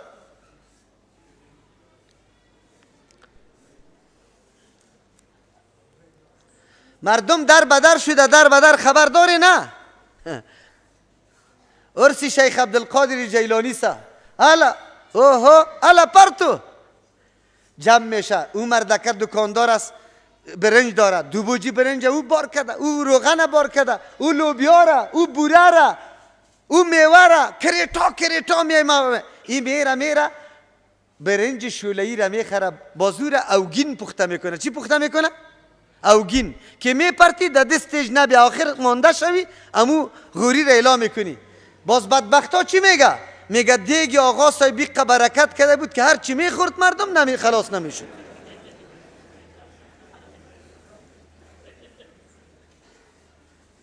شما بگوی به طریق باطل نمیخوره؟ اولادش 1 روز کلند و بیل در دست نگرفته، 1 روزم او لگک در دستش نشده، ولی طور قند و قرود چرا؟ جمع شده 2 لک روپره مال مصرف کرده، 10,000 روپره، 1,90,000 برش باقی مونده. باز هنوزم چی میگه؟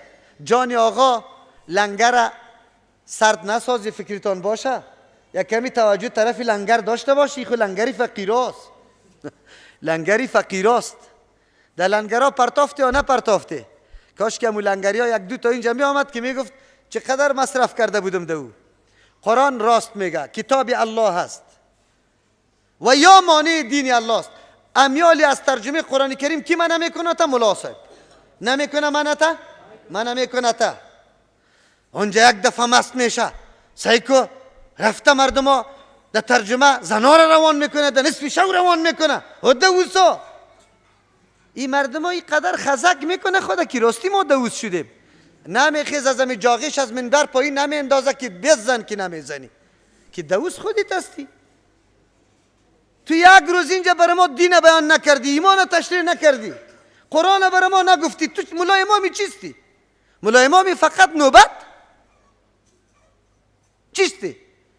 مردم پیر صاحبا خود تبلیغات شروع کرده. واخو در سر قبره استاد میشه، میگه ای خبر نداری که کرامات در کجاست؟ بارانا نمیشد، یک دانه این دو در چاریکار بود، یک دانه این دو در چاریکار بود. پیش فلانی رفتن که باران نمیشه، گفت که برای این دو را بگوی که دعا کنه باران شوه. در شما مسلمان ها دیگه اهلیت باقی نمانده. کل مسلمان ها را توهین میکنه، یک این دو را چی میکنه؟ بگوی پیغمبر براتان مقرر میکنه. از بی علمی یا از علم؟ از بی علمی است. در سر منبر، در سر قبر کلا سفیدکا، کلا سفیدکا، کلا سفیدک. قرآن برای ما میگه سوم مانعین علمای سو و بگوی پیرای سو. و هر جایی که فساد دین آمده، نشر اشاعت بدعت و نعوذ بالله کار آمده، از دست دو طایفه است: پاچاها و حاکمای وقت و ملاها و پیرا. ملاها و پیرا بدعت ها را ایجاد میکنه، لیکن پاچاها چی میکنه؟ او را اشاعت میده. یکی قوه چیست؟ مجریه، جاری کننده. دیگهش قوه چی است؟ مقننه، از خودشان جور کردگی است. میلاد مظفرالدین پاچای اربیل بود یا نه؟ امو ادامه داد. یک پیر امو طور چی کرده بود؟ بعد از او برش وقتی که زمان فاطمین برش میگفت که اصلا فاطمین نبود، ضد اهل بیت بودن، و بازی قدر مجلس ها و خیمه ها را نصب میکرد، زن و مرد او داخل میشد، باز چندین روز رقص بود، رقم کارا میشد در مصر. تاریخ مصر بخوانه که کدام کارا بود که نکرده. امروزم جنده سخی صاحب کی ایجاد کرده و کی رونق میده؟ راستانه بگو. جنده سخی حالی خو حنفی است، امیا در حنفیت کدام مدرک داره؟ کدام مدرک داره که سری قبر جنده بالا شوه؟ او هم در روز نوروز. وقتی که در مذهب حنفی در ضد نوروز سخت گفته شده، حالی چی میگن؟ از عربستان و پاکستان آمده مردم این کارا را، قدامت تاریخی فلانی ما را از بین میبره. خاک دی طور قدامت های ما خود بودایزم بودیم، او را هم خیر احترام بکنیم. چرا؟ چهارم طایفه که مانع صراط مستقیم است مشرکاست، مبتدعین است. سوره اعراف آیه 86. و الی مدین اخاهم شعیبا، ما از آیه 85 میخوانم. روان کردیم در قریه مدین به برادر اهل مدین شعیب علیه السلام. قال گفت یا قوم اعبدوا الله. پیغمبر شعیب علیه السلام که آمده، اولین چیزی که قوم خود دعوت داده، دلسوزی سری قوم خود کرده، غمی چی را خورده؟ عقیده توحید و یکتا پرستی را. شعیب علیه السلام اعلان کرده اعبدوا الله، عبادت یک الله را بکنه. ما لکم من اله غیره، برای شما معبودی دیگه غیر از الله دیگه کس نیست، یک الله را پرستش کنه. قد جاءتکم بینه، آمده براتون معجزه من ربکم، از جانب پروردگارتان. فاوفوا الکیل والمیزان، پورا کنه پیمانه و طوله. ولا تبخسوا الناس اشیاءهم، چیزای مردم کم نده، حق مردم. ولا تفسدوا الارض بعد اصلاحها، در روی زمین پس از اصلاح زمین فساد شروع نکنه. ذالکم خیر لکم، این بهتر است بریتان، ان کنتم مؤمنین، اگر واقعا مؤمن هستی. ولا تقعدوا، نشینه، بكل صراط، در هر راه، توعدون که می ترسانه مردم، و تصدون، منع میکنه مردم، عن سبیل الله، از راه الله متعال. خواهرای ما از ترجمه جوانان نشستن چاقو سرش کشیدن، پس روان کردن در خانه. در ترجمه قرآن نماندن. قرآن ما را میفهمانه. از صراط مستقیم کدام مردم؟ مشرکا و کفار ما نمیکنه از صراط مستقیم. ترجمه قرآن کریم نمیمانه. اما کفار امروزی بسیار زرنگ است، آنقدر زرنگ است که پرسان نکن. خودگاه هم مانعی گپا نمیشه، قطعا نه. اما زمینه را طور مساعد میکنه که خود به خود تو من شوی. حالی چی میگه؟ مسلمان افراطی، مسلمان بنیادگرا، مسلمان القاعده، مسلمان دهشتگرد. القاب دیدی؟ القاب میگذاره خود به خود تو را وادار به این میسازه که باید اینی کار انجام ندی. والا حالی آیت جهاد میاد، جهاد ما تشریح نکنم. چرا؟ حکومت مرا بگه که جوانان انگیزه میگیره، من چی کنم؟ تو که تمام روز دی شبکه های شیطانی به هزارها رقاصه را میاری میرقصانی، جوانان انگیزه زنا را میگیره. ایرا خیانت نمیگی، ایرا جنایت نمیگی. من که قرآن میخوانم، گپی سخن الله را میگم. اگر از این کسی انگیزه جهاد میگیره این جرم است. خود جناب سارنوال صاحب راستی تا بگو، جناب کسی که تحقیق میکنه، جناب آمر صاحب امنیت، جناب آمر جنایی، تو در روز قیامت در پیش الله چی جواب میگی؟ الله همین سوال از پیشت نمیکنه که اگه عالم قرآن بیان میکرد صرف به خاطر انگیزه دادن تو را شکنجه میکردی. اما که در ملک انگیزای فساد یک نه بلک ها بود، تو او را چرا کش نکردی؟ جنایت گفته و خیانت گفته. تو سرنوال روی جنت باز میبینی؟ به الله جواب داده میتونی؟ در وطن که 1000 فساد تبلیغ و دعوت به نصرانیت است، هیچ چیزی نیسته. اگر من در سر منبر نظر به غیرت دینم، نظر به دلسوزی افغانی، ما سری مرده و سری مظلومیت افغانیت خود مسلمانی خود گریان میکنم، مرا میگی نه تو تروریست هستی. این کدام عدالت است و انصاف است که تو میکنی قطمه؟ بگو. امروز وا خیلی هوشیار است، در میدان خود علنا پیش نمیکنه، اما پشتی سر کار میکنه. پشتی سر رادیوش سعی کنی، تلویزیونش سعی کنی، اخبارش وهابی فرقواریت دامن میزنه، آمده کلگی را مشرک میگه. اول تکفیری توستی، اول مردم که مشرک گفته تو گفته، کتابای تبکش. امی سلسله تکفیر کافر گفتن اول از کی شروع شده؟ بیا ما تو در میدان تحقیق بریم که اول تکفیری کیست. اصول خودت وضع کردی، امامت در اصل دین شامل کردی و خودت میگی کسی که از امامت منکر است کافر است. کلگی را تو کافر گفتی، تو تکفیری نیستی. امروز که کسی بر حق یک نفر که واقعا الله و رسول برش کافر میگه و یم برش کافر میگه، توی را تکفیری میگی. این خود تکفیری نیست، این خود واقعیت میگه. اذهان مردم بیچاره را مغشوش کرده رایستی. 4 دانه مردمای نافامی ما در دولی از وا بازی کرده رایست. چرا اینطور میکنی؟ بیدار شوید، در کتاب خود بشینه. این قرآن الله برای شما روان کرده. میشینه در راها منع میکنه مردم. و تصدون عن سبیل الله، منع میکنه مردم از راه الله. منو کسی را آمنه بهی که ایمان به الله ورده. و تبغونها، شعیب علیه السلام به قوم خود میگه شما طلب میکنید در این راه عوجا کجیره، شبهه ها پیدا میکنی از دروغ. میگی یا وهابیاست. ورقا را دیده یا ندیده؟ ورقا چاپ شده 36 مورد است یا 35 مورد نوشته کرده که وهابیای عقیده را داره. نکاح دختری 5، لواطت جایز نعوذ بالله، قبر پیغمبر شرک است نعوذ بالله. این کلی و عقیده ما از او عقیده بالکل ما براستیم، پاک هستیم الحمدلله. لیکن یا ورقا را چاپ کرده رایسته، پیش کرده رایسته. تبغونه ها طلب میکنه در راه الله عوجا کجیره، مردم زینایش مخشوش میکنه. یک نفر مرا میگه که وهابیا خو چیسته؟ وهابیا خو الله را جسم قائل است. من گفتم تو 1 دفعه برش کافر بگو، من 1000 دفعه برش کافر بگم. بیا تا می وهابیت برای ما معرفی کو. اگر پیروی قرآن و حدیث وهابیت میگی ما اول نمره هستیم، ما اول نمره هستیم. اگر نه که وهابیت کدام چیزی دیگه است، سند پیش کو که دمه موجود است یا نه. سند پیش کو. چرا من تهمت ناحق میکنی؟ تهمت ناحق گناه کبیره هست. خودت تعالی را امیر نمیفهمیم و بازم مسلمانی بری و پاک نسبت میکنی. لا اقل احتیاط خوب بکو، لا اقل مراجعه پیش یک عالم خوب بکو، 1 عالم 2 عالم 3 عالم تحقیق بکو. شماخ وهابی رفع الیدین که کسی میکنه، شما خو وهابی کسی که خب آرام نماز میخونه، آمینه به زور میگه، خب درست به سنت طریقه استاد میشه، او رو وهابی میگه. کسی که عمل به سنت رسول الله میکنه، گناهی تا جمع کرده برو، اینطور باقی نمیمانی. واذکروا اذ کنتم قلیلا، یاد کنید در آن وقتی که بودی کم، فکثرکم، الله شما را زیاد کرد. وانظروا کیف کان عاقبت المفسدین، ببینی انجام مفسدا چی رقم است، یک کمی درس بگیری. شعیب علیه السلام قومی خدا میگه به توحید دعوت میده، لیکن اون مردم از توحید چیسته؟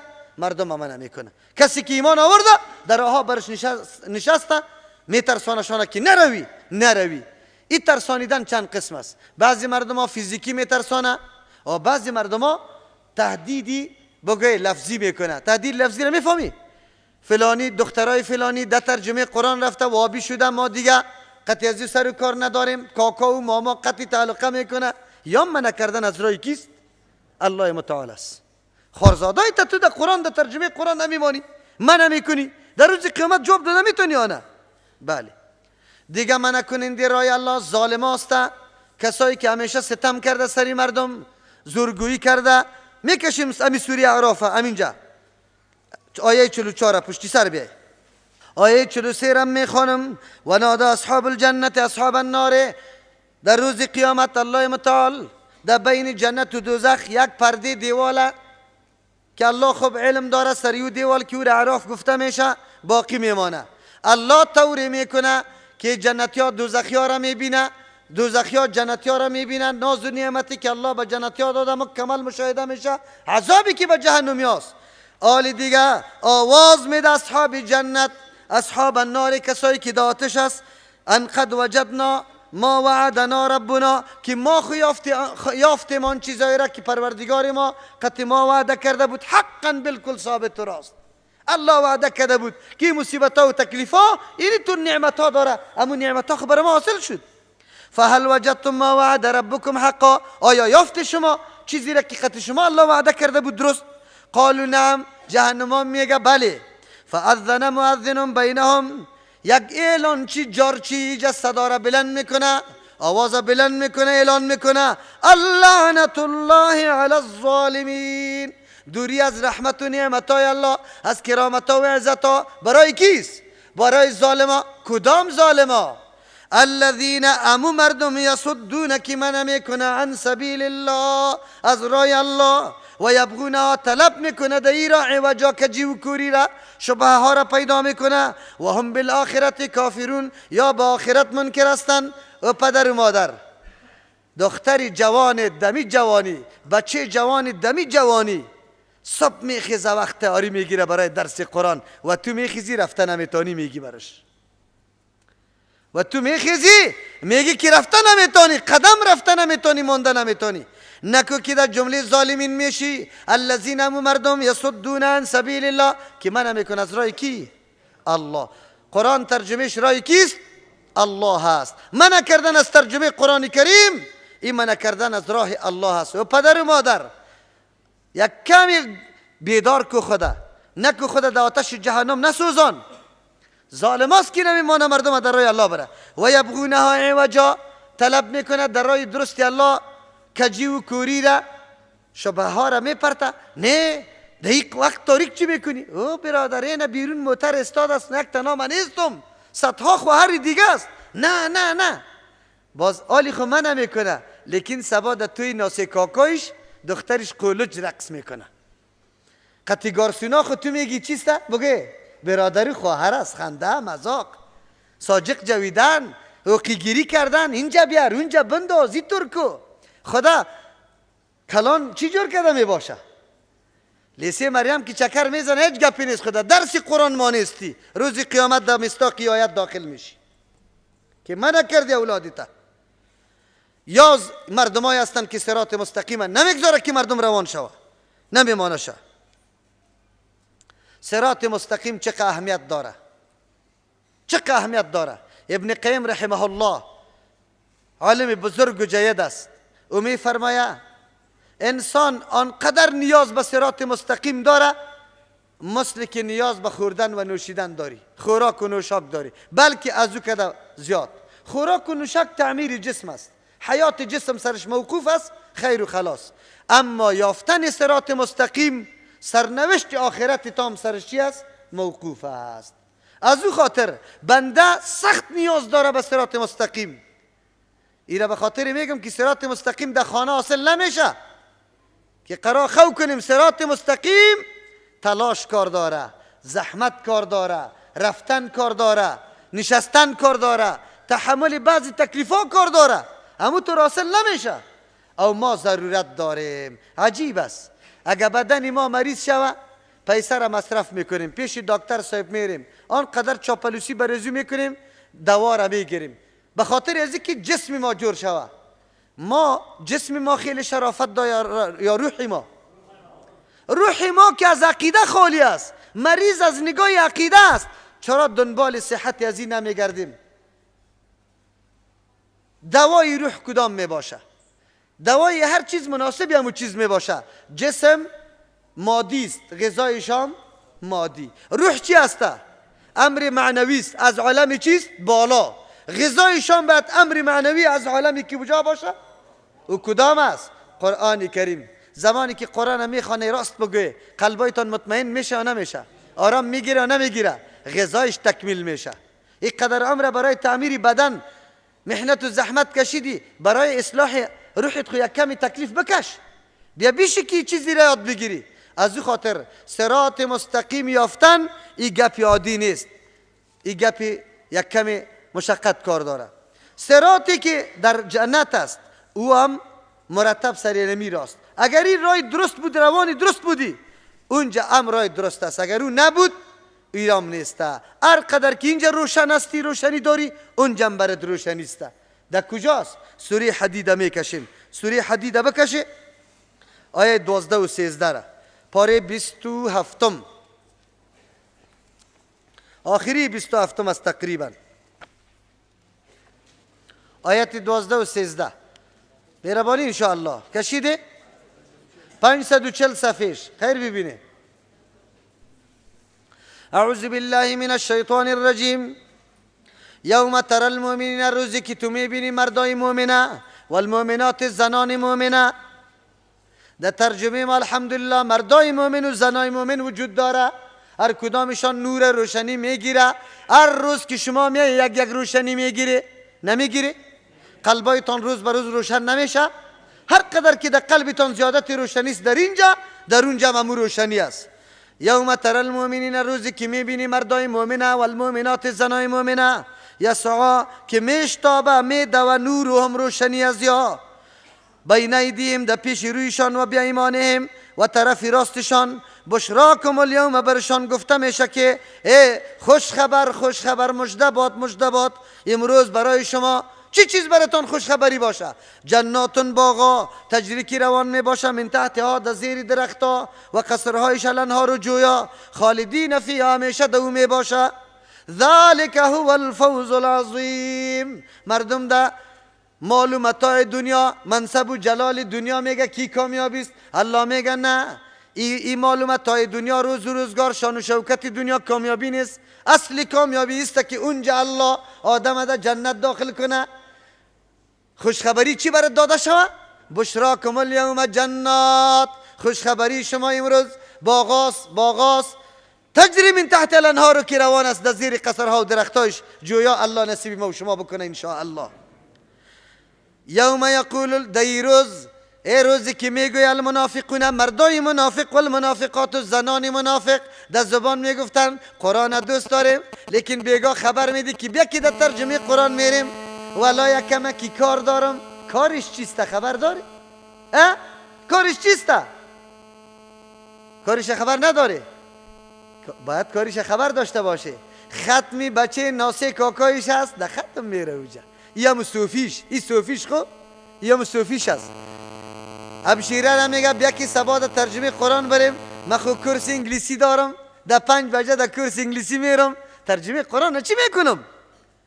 این مردم ها فقط در زبان میگه که قرآن دوست داریم، حقیقت میدان عمل که بیاید نه دوست داره نه در قصهش است. یوم یقول المنافقون، روزی که مردای منافق میگه و المنافقات، و زنای منافق میگه. برای کی میگه؟ للذین آمنوا، برای مؤمنا، مؤمنایی که یک دم روشنی داره چی میگه برشان؟ انظرونا، انتظار به ما کنه یک چند قدم، یک کمی انتظار بکشه، نقتبس من نورکم که روشنی را از روشنی شما بگیریم. این پل صراطی خو خیلی باریک است، تیر شدن از این خیلی سخت است، در تاریکی نمیتونیم به مجردی که بریم زیر جهنم است در اونجا میفتیم. مؤمنا یک دم نور داره. یا برش چی میگه؟ قیل برشان گفته میشه ارجعوا، پس بگردی بروی وراءکم، پشت سرتان در دنیا. ای دوڑی خورا، اینجا نور پیدا نمیشه. نور در دنیا بود، اونجا که موتر در پیش خانه آمده بود برات گفتم که تا شمشیره که میریم در ترجمه قرآن کریم، اونجا میگفتی خوام آمده، اونجا میگفتی کورس انگلیسی میرم. نور اونجا است، اینجا نیست، اونجاست. فالتمسوا نورا، طلب کنی روشنی را در او دنیا. چی میشه حالی؟ دمی گفتگو می باشه. فضرب بینهم بسور، زده میشه در بین هر دو مؤمن و منافقین یک دیوال زده میشه، له باب، که یک دروازه می داشته باشه، باطنه از او دروازه باطنش سعی میکنی فیه الرحمت، که یک دم رحمت است، رحمت الله است، میوه هاست، دانه هاست، باغ است، کرامت و عزتمندی است که پرسان نکو. و ظاهره من قبله العذاب، بیرونش در طرفش چی است؟ عذاب الله است. ینادونهم، منافقین صدا میزنن مؤمنا را. چی میگه؟ الم نکن معکم، ما خود دنیا همراه شما بودیم. وی قطع شما خود نماز میرفتیم، از دروغ میرفتی. چطور میگه؟ قالوا بلا، بله شما خود قطع ما بوده، ولکنکم فتمتم انفسکم، لیکن شما خود گمراه کردی نفسایتان. و تربستم، انتظار کردی. چی انتظار میکردی؟ امروز مسلمان از بین میره، امروز از بین میره، هر روز میگه پیتان بود، اینطور نمیمانه. ورتبتم، شک کرده بودی در عقیده. این برای موحدین است، خو برای موحدین است. چطور میگه؟ ولکنکم فتنتم انفسکم، شما خود به جانی خود ده گمراهی انداخته، در ترجمه قرآن حاضر نشده. و تربستم، هر روز انتظار داشته که یا این موحدین کم مردم است، امروز نه سبا نه دیگه سبا کلش از بین میره. این ترجمه سری از جا بسته میشه، در مسجد ها نمانشه، از دوتل هم نمیمانه. او برادر اگر در این جماره نماند، یک طرف سرک فرعی را خیمه میزنیم انشاءالله. حکومت چی غرض داره با سر ما؟ کسی که اعتصاب میکنه یا مظاهره میکنه جای میگیره؟ نه، ما اینطور مظاهره چی بگه صلح‌آمیز میکنیم که هیچ پرسان نکن، خیمه میزنیم قرار میشینیم، خلاص نمانه ما را. شما خو هر روز انتظار داشته که یا گلمش جمع میشه. ورتبتم، شما شک کرده که عقیده غلط است، وابیاست. اینطوری گفته رایی بودی، وابیاست یا از بین میره. و غرتکم الامانی، شما آرزوهای باطل شما را فریب داده بود. ما مذهبیستیم در جنت میریم، ما مذهبیستیم. با زبان خو نمیشه. رای کتاب الله و سنت رسول الله را گرفته یا نه؟ از کدام طریق تو میری در جنت؟ حتی جاء امر الله، تا که فیصله الله آمد، مرگ سر آمد، کدام طرف روانستی؟ و غرکم بالله الغرور، در مورد الله، در مورد توحید و یکتا پرستی الله شما را شیطان فریب داده بوده. شرک توحید میگفته، شرک چی میگفتن؟ توحید. میگه الله نازدانا را داره. چی داره؟ نازدانا ریشان پیش الله میچله. نازدانا سندی تبیر. اول نازدانا را معرفی کو کی است؟ غیر از ذکر رسول الله با نص حدیث کسی را جنتی گفته باشه، دیگه کسی گفته میتونه که جنتی است؟ نمیتونه کسی گفته که جنتی است. خیر از کجا پیدا کردی؟ نه نمیتونی پیدا کرده. رای مستقیم پیدا کردن اسبابش در دنیاست. در دنیا اسبابش کیسته؟ در درسای قرآن چی؟ حاضر شدن، مراکز قرآن جور کردن، ایره عام ساختن. مدین روزم اعلان کردم خواهرایی که توانمندی و قوت و قدرت داره برای تدریس، برای تعلیم در هر منطقه که است، یک تاکوک پیدا کنه، کرا برش میدیم، یک فرشک میخریم برش، دیگه قربانی خودش بده. سیاست‌ها را دعوت بده، اولاد مردم دعوت بده به کمال دلسوزی، عقیده یک تا پرستی الله را برشان تعلیم بده. این مراکز سر ما و شماست. هر کس که بخواه که نورم واقعا در جنت چی باشه؟ قوی باشه، ابی کار در دوش بگیره، ابی کار بکنه. الحمدلله ما خواهرای ما همونطور است، فضل الله سبحانه و تعالی. روز به روز یک مدرسه یک هفته بعد میگی که یک شاخه دیگر را باز کرده، دیگه هفته میبینی که شاخه دیگر را باز کرده. تربیه میشن، الحمدلله تدریس روان است. برو اطفال پرسان کو که آیت حدیث برات تیر میکنه، دلت خوش میشه. الحمدلله وقتی که مثلا از پیش سوال میکنی آیت و حدیث دلیل هم برات تیر میکنه. یک روز بعد همون بچگه کاره اینجا یک پارچه تمثیلی را سرش اجرا کنیم، صحیح است که شما بفهمید که چقدر خدمت شده در دین و دعوتگرای واقعی ما. الله در عمرشان برکت، در علمشان برکت بندازه، چقدر کار کرده و واقعا کار کرده یا نکرده. این ترجمه ما این ترجمه دعوتی است. نمیگیم کلی قرآن ختم میکنیم، سوره فاتحه را ختم میکنیم، خو انشاءالله انگیزه سوره فاتحه و مفهوم و مقصد سوره فاتحه ما را دیگه انشاءالله بگوی درست میکنه. چی میکنه؟ که بالکل همینطور تنومند شویم. این ضرورت نیست کلی قرآن ما ختم کنیم. گپ ده که ما چقدر توانمند میشیم توسط یک خواندن سوره فاتحه. انشاءالله امیدوار هستم که سال آینده اگر حیات باقی باشه ما حلقات تدریسی در ذکور و اناث به 200 و 300 حلقه داشته باشیم انشاءالله. امیدوار هستیم و بفهمیم که یقینا ملت قرآن دوست داره، ملت پشت قرآن گرفته خدمت قرآن میکنه. اگر نکردیم باز خو چی نیسته. فالیوم لا یؤخذ منکم فدیه، امروز روزی است که از شما فدیه عوض هم گرفته نمیشه، ولا من الذین کفروا، از کفار هم فدیه گرفته نمیشه. جایتان کجاست؟ و مأواکم النار، جای باشیتان آتش است. هی مولاکم، امو لایق شماست، امو آتش. و بیس المصیر، خیلی بد جای بازگشت است ابی آتش. اهمیت صراط مستقیمی قدر زیاد است که ما علم خود، توان خود خرج کنیم برای یافتن صراط مستقیم. خیر آلی دیگه، صراط مستقیم طریق واضح، رای بالکل آشکارا، رای قرآن و حدیث، رای به سوی الله و به سوی جنت الله. انسان باید به سوی الله خدا برسانه و به جنت الله. کی میشه که خدا به الله برسانی و به جنت الله؟ معرفت حق و بعد از او عمل سری از او. حق بشناس، بعد از او سر چی بکو؟ عمل بکو. اینا لی حق شناسی و عمل کردن. اهدنا الصراط المستقیم که میگی الله برای ما هدایت کو، ای به سوی معرفت حق است. و اهدنا فی الصراط المستقیم، باز در راه مستقیم مرا هدایت کو، استوار نگاه کو، استقامت. ای را عمل میگه. چی میگه؟ حق بشناسیم بعد از او سرش عمل بکنیم. این صراط المستقیم است. محض بارزوها نمیشه که آدم جنت بره، در جنت رفتن نمیتونی. پس اهدنا الصراط المستقیم یعنی حق شناسی، التزام دین اسلام است که دین اسلام لازم کنی سری خود. و عمل کردن عبارت از چی است؟ عمل کردن عبارت از است که انسان تمام اسباب و وسایل هدایت، چی علمی باشه و چی عملی باشه، ای را جمع بکنی. وقتی که در انسان اسباب هدایت جمع شد، اینی آدم کامیاب است. از او خاطر است که بهترین دعا در دعاها، جامع ترین دعا کدام دعاست؟ اهدنا الصراط که اسباب هدایت دنیایتان برابر شوه و اسباب هدایت آخرتتان برابر شوه.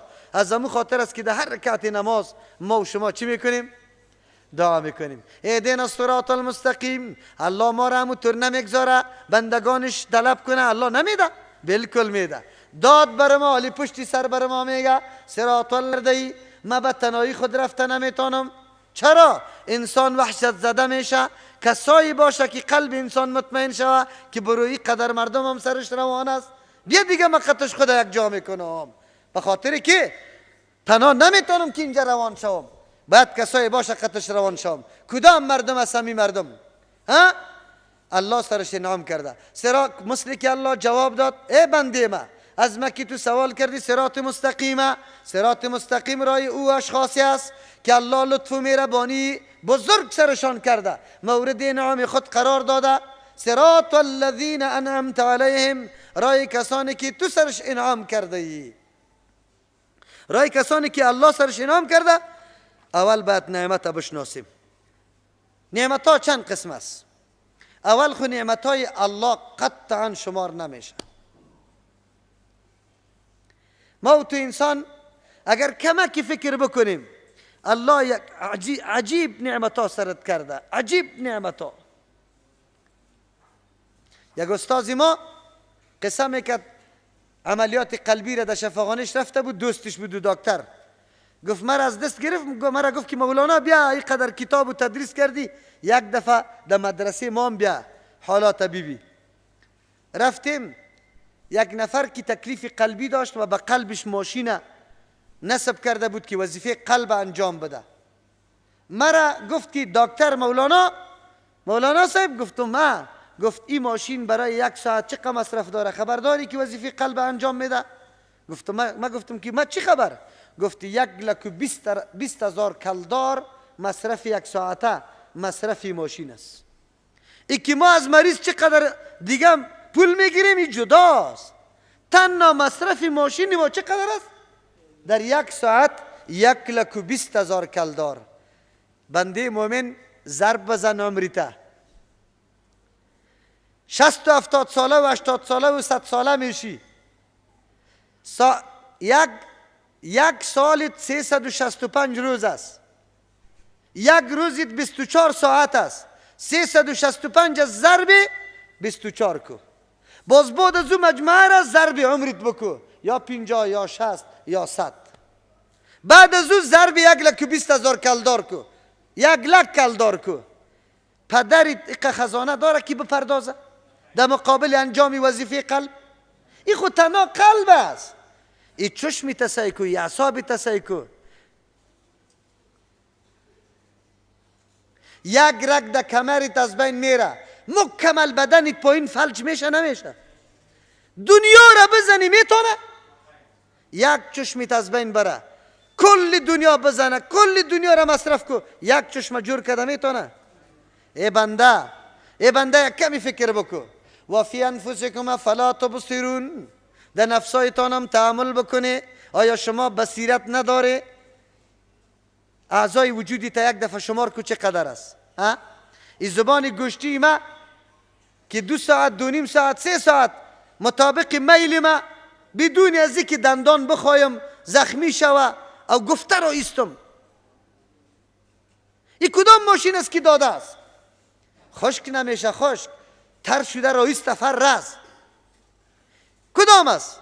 جهان میتونه کسی را گویا بسازه؟ امی قسم گویا توسط بیتری و بالتی خو یک چه تنگوتون کده میتونه، لیکن وقتی که امو بیتری یکا ختم شده خلاص است.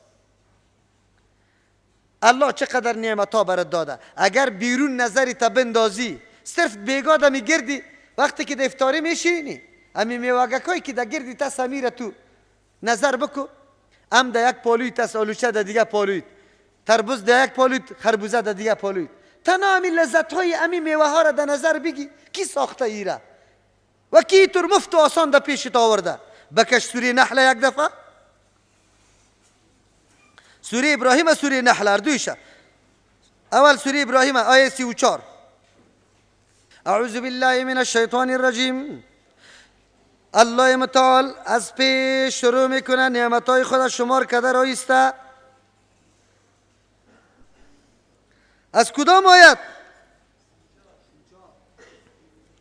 از آیه 32 شروع میشه. الله الذی خلق السماوات والارض، الله ذاتی است که آسمان پیدا کرده، زمین و انزل من السماء ماء، از آسمان آب روان کرده، فاخرج به من الثمرات، توسط آب کشیده بسیار میوه ها را، رزقا لکم برای خوراک شما، و سخر لکم الفلک، رام ساخته در کار شما لگانده برای شما، الفلک کشتی را، لتجری که روان باشه، فی البحر در بحر، بیامرهی به فرمان الله، و سخر لکم الانهار، رام ساخته در کار شما لگانده جویها را، دریاها را، و سخر لکم الشمس، رام ساخته برای شما آفتاب در یک نظم خاص، در یک وقت خاص، و القمر مهتاب دائبین که همیشه در حرکت هستند، و سخر لکم اللیل و النهار، رام ساخته در کار شما لگانده شب و روز، شمار کرده برو. و آتاکم داده شما را من کل ما سألتمو، از تمام آن چیزایی که شما ضرورت داره،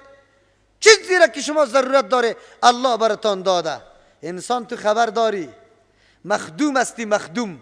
کل کائنات الله در خدمت توست. حیوان، پرنده، حشره، کلش در خدمت تو انسان است. آفتاب، مهتاب، آسمان، زمین، ملائکه الله هم در خدمت توست. انسان خبر داری یا نداری؟ میشناسی خدا؟ لیکن تو در خدمت شکم ده، تو در خدمت هوا پرستی ده، تو در خدمت عیش پرستید. در روز قیامت جواب داده میتونی یا نمیتونی؟ اگر الله خدا نشناختی و عبادت الله را نکردی، حق الله را پورا نکردی، ثم رددناه الى اسفل السافلین. بس خبر داری در کجا می روی، مسیرت کدام طرف است، در کدام جای میفتی، ذلیل ترین مخلوق تو میشی. لیکن اگر حق الله را پورا کردی، اعلی ترین مخلوق تو میشی. قرآن برات میگه و آتاکم داده شما را من کل ما سألتمو، از تمام آن چیزی که شما نیاز داره. شما طلب کردیم، ما چی طلب کردیم؟ هیچ چیز هم طلب نکردیم، ما برش ضرورت داریم. و ان تعدوا نعمت الله، اگر شما شمار کنی نعمتای الله را، لا تحصوها، نمیتونی شمار کرده. میتونی؟ پدری کس شمار نمیتونه.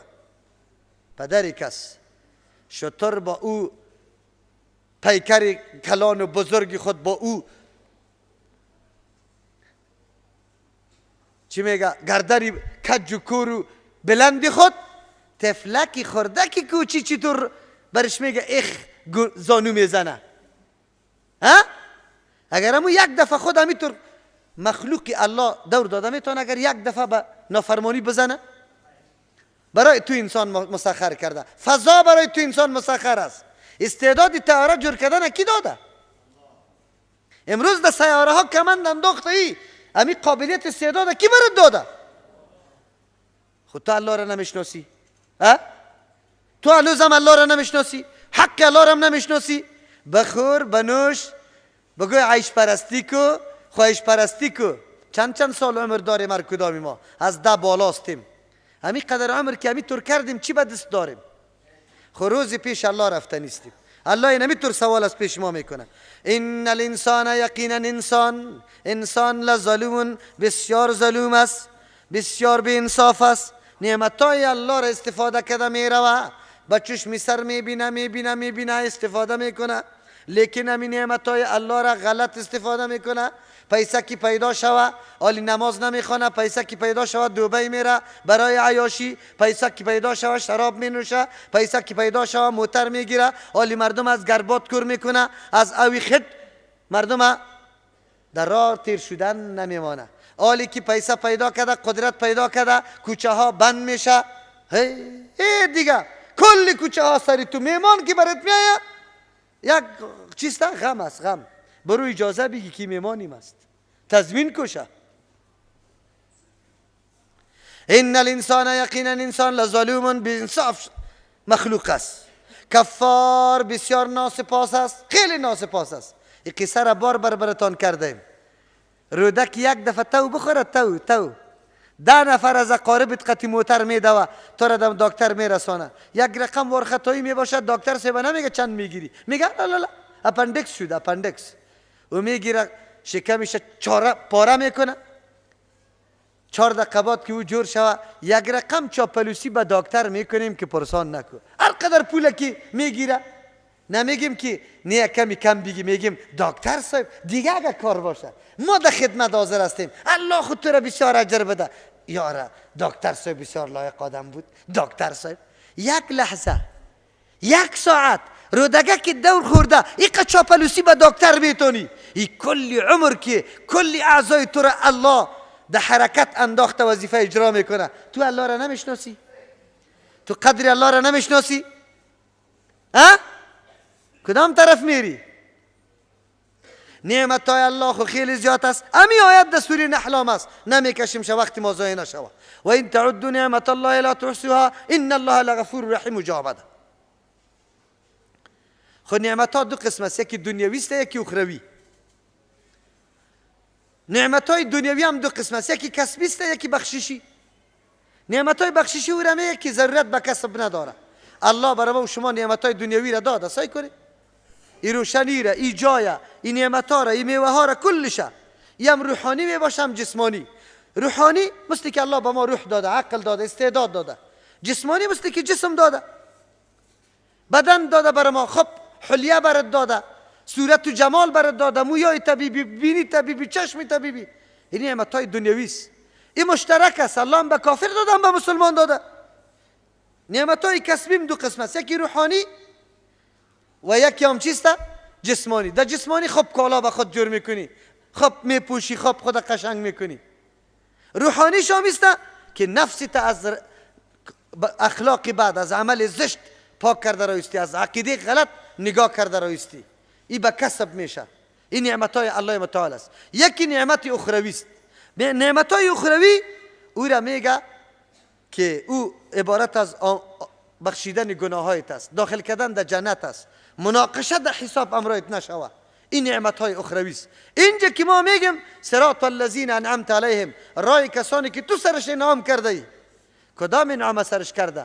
معلوم شد که رای هر کس نیست، رای خاص است. رای خاص، نعمت خاص سرش شده. نعمت خاص اینجا چیست؟ بگوی نعمت اخروی است. و در دنیا امو کسبی چی؟ روحانی. نعمت کسبی روحانی که به کسب به دست حاصل میشه و او عبارت از پاک کردن نفس است، پاک کردن عمل است، اخلاق است. عقیده توسط چی پاک میشه؟ قرآن. عمل توسط چی درست میشه؟ حدیث.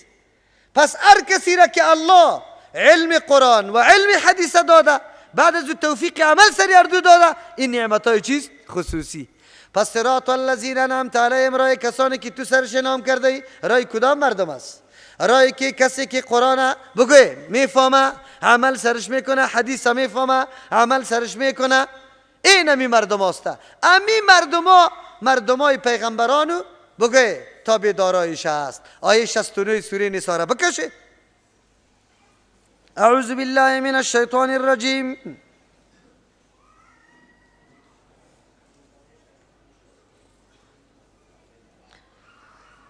و من یطع الله و الرسول. گپی که میزنیم با سند میزنیم، به سند نمیگیم.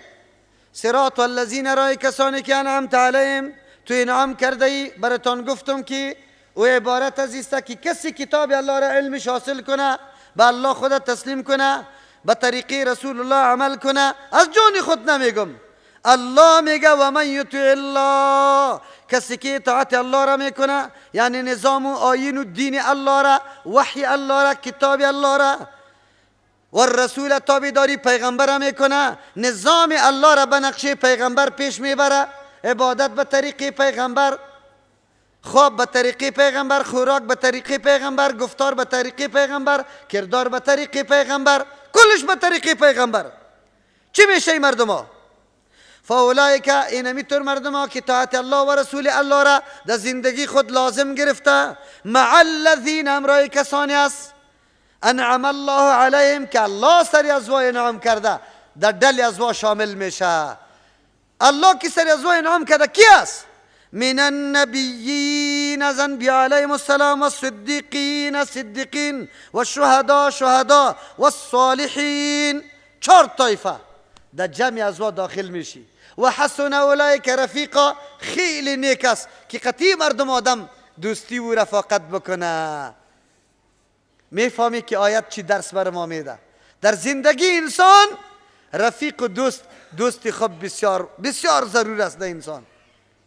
بسیاری تانه در این طور راه بودی خود توسط دوستی راست و درستی تان در این طور جای نعمت آمدی. همون طور است یا نیست؟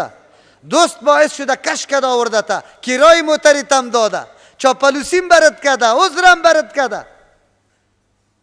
در روز قیامت باز همین طور میشه. یا لیتنی لم اتخذ فلانا خلیلا، یا الله کاش که فلانی را دوست نمیگرفتم. لقد اضلنی عن الذکر من بعد ان چیست جاءنی، مرا از قرآن روگردان کرده بود پس از اینکه قرآن برام آمده بود. دوست مهم است، همراه مهم است. کدام دوست؟ دوستی که واقعا تو را بگوی در راه درست برابر میکنه. وقتی یک دوستی قدر اهمیت داره، زن و شوهر چه قدر اهمیت داره که هم عقیده و هم فکر باشه.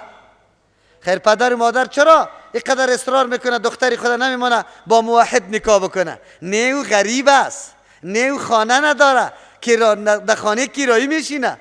ذمه‌واری رزق و زندگی را تو در ذمه گرفته ای. تو سری الله عقیده نداری. این پرنده ها را کی جای داده؟ بگو رسول الله برات گفته اذا جاءکم ممن ترضون دینه و خلقه، وقتی که بیای یکی از خواستگارا که شما خوش میکنه اخلاق و دینشه، نگفته که ممن ترضون بیته، ممن ترضون سیارته، شما خوش میکنه خانهشه یا موترشه، یا اینطور نگفته قامته اولیشه و قوارش سعی میکنه، قومه نگفته، نسبه نگفته، گفت ممن ترضون دینه و خلقه، اخلاق و دینش که درست بود چی بکنی؟ فزوجوه، نکاح بدشه. نگو کی طور باشه. چرا طور میکنی؟ چرا؟ این زندگی چقدر عمر است، تا که مفکوره یکی نباشه زندگی پیش میره. طبیعتی ما یک چیز تقاضا میکنه از او دیگه چیز تقاضا میکنه. شوهر میگه رفیقم یا دوستم است عزیزم است، دست برش بده در دالیز برای کالای خیلی تنک بپوش، شراب جور کو، در رمضان دیگ برای ما پخته کو. یار دو با هم جرمیه زندگیشون. و پدر و مادر ظلم نکنی سری اولادتان. فکرتان بگیره که امی اولادتان سبب دخول جهنمتان نشوه. دوستی طور مهم است. در مکتب که رفتی قطعی شاگردی در یک چوکی بشی که بسیار با اخلاق و آدم نیک باشه، ذهین باشه، به دردت میخوره. در مسافری که رفتی شریکی که قطعی کسی میکنی، دوستی که خیرخواه و بگوی به الله تسلیم باشه. قرآن برای ما میگه 4 طایفه مورد انعام الله است. انبیاء علیهم السلام، صدیقین، شهدا، صالحین. هر حرکت و دعوت حق توسط 4 طایفه پیش میره. چند طایفه؟ انبیاء علیهم السلام یا دعوتگراست، تبلیغ کننده است، احکام الله را واضح به مردم اعلان میکنه، بیان میکنه. به مجردی که پیغمبر به خیزه بگوید که شرک بد است، وقتی که تو در سر منبر برایی که مردم ها میگه یا شیخ عبدالقادر جیلانی شیئا لله بگوید این شرک است، شیخ عبدالقادر جیلانی بنده الله است، هیچ چیز نمیتونه. عالی اول کسی که تو ضرورت داری برش چی است؟ یک نفر پیدا شود بگوید که راست میگی مولوی صاحب راست میگی. اگر اینجا راستگو تایید کننده پیدا نشود، اینم یالی میخیز از امو طرف دلب بودلو بیتا میکشه، دلب بودلو بیتا میکشه. امینجا که مردم در سری ستیزه شود اینه بکشه تا کنشه. یک نفر که بگه یا مردم چی گناه داره؟ ایره رجل مومن میگه. چی میگه؟ رجل مومن میگه. صدیقین لقب اولی کیست؟ ابو بکر رضی الله عنه. لقب کی؟ که رسول الله بیان میکرد در پالیش ابو بکر رضی الله عنه میگفت راست میگه. بجای از اینکه رسول الله را بگیرن کفار، ابو بکر رضی الله عنه را میگرفت، میچکید، میزد، بیهوش میشد. چی میشد بگوی؟ امروز اینطور قوم پیدا شود که او را بگوی بت، او را بگوی مرتد، او را بگوی غاصب و تو دختری تا برش داده رایستی و تو او را عزت داده رایستی. تو ایمان داری؟ ابو بکر شخصیت صدیق است. دوم آلی کشمکش رو میشه، آرام خو نمیشینه. آلی خو خیستن این نفر که گپ زد یک کمی آتش خاموش شد، خو ماندنید نیست، در سری خانیت میه. کی بکار است؟ شهدا سر سپارنده. در پاکستان خب مردم است، الله برشان اجر بده. امونجا ما تربیت شدیم، از امونجا ما علم آموختیم، مردمش خدمتگار ترین مردم. شما باور به الله بکنه، وظیفه را پس رد میکردم، خانه غریب بود گریان میکرد، گفت نانی مرا تو نمیخوری. ما به ملا نان میدیم لیکن جنگ میکنیم.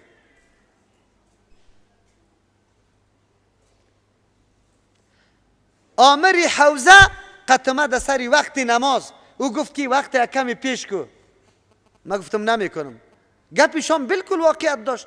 وقت بعد پیش شود ما گفتم اینمی امارت مسجد پیشیم است، تو سر ما حق نداری، و خاطر پیش نمیکنم که تو از زوری خود کار میگیری. من یک کمی سرزوری میکردم اونجا. من گفتم نمیکنم پیش. گفت نمیکنی؟ من گفتم نه. رفت مردک همینطور دل به درون. چند دقیقه بعد 5 نفر عسکر را روان کرد که مرا ببره. همینجا یک جوان پیدا شد، او طرف خیزد. گفت من نر میبینم کسی را که مولوی صاحب از این مسجد بکشه، به الله قسم که 5 کالتوس از کونش نکشم اگر بانم. عسکرا را میگه، عسکرا را جوان. عسکرا قرار ماندن دیگه. این تو میترسالی. رفتن پس رفتن بعد از او در خانه از او عسکرا را روان کرد. باز وکیل منطقه پیدا شد، رفت قطش نشست. گفت تو مردک ای افغانی هست، خدا چرا میپرانی؟ برو عذر خواهیش بکو که یقین بکو اگر این افغانی ها میگه. پس آن دیگر دیدم که آمری اوزه قطع عسکرایش میایه، حالی دستی مرا بوسه میکنه. من گفتم بوسه نکو، والا ما غلطی شویده دمانه، دیر غلطی شویده میگفت. آمری حوزه آمده بود، 1 نفر غیرت میکنه. چند؟ ایره میگه دفاعگر، ایره میگه دعوت حقی کامیاب میشه توسط شهداست. شهدا کسی را میگه که در مورد دین از سر خود چیست؟ تیر است. اولین مصداق شهدا کیست؟ عمر رضی الله عنه. شمشیر کشید، گفت الانی آزان بده. کیسته که پیش بیا. چهارم طایفه کی است؟ کسی است که عمل کرد مطابق دعوت پیغمبر، امو عمل اجرا بکنه، امو کار داشته باشه که مردم ببینه که دعوتی که پیغمبر کرده بود اینمی رقم است. صحابه کلش صالحین شد. کلش چی شد بگه؟ طریقه رسول الله صلی الله علیه و سلم برای ما باقی گذاشت. از شما سوال میکنم، اگر دمی عصر پرفتنه که تهاجم دنیای کفر از هر طرف شروع است، خصوصا در مراکز فرهنگی و تعلیمی ما، و ما و تو نمیتونیم که هر 4 وظیفه را در دست بگیریم، خودی ما دعوت کنیم، بیان کنیم. میتونیم؟ نمیتونیم. به قدر و وسع اندازه ما میتونیم. الحمدلله. تصدیق همین مسائل عقیده حق میکنیم یا نمیکنیم؟ میتونیم که بکنیم. از پیشش دفاع میکنیم به اندازه توان، و خود امام خوب عملی میکنیم. از در 4 طایفه داخل میشه یا نه؟ رای هر 4 طایفه را تعقیب کرده میتونه. خود چرا خیر ما نمیکنیم؟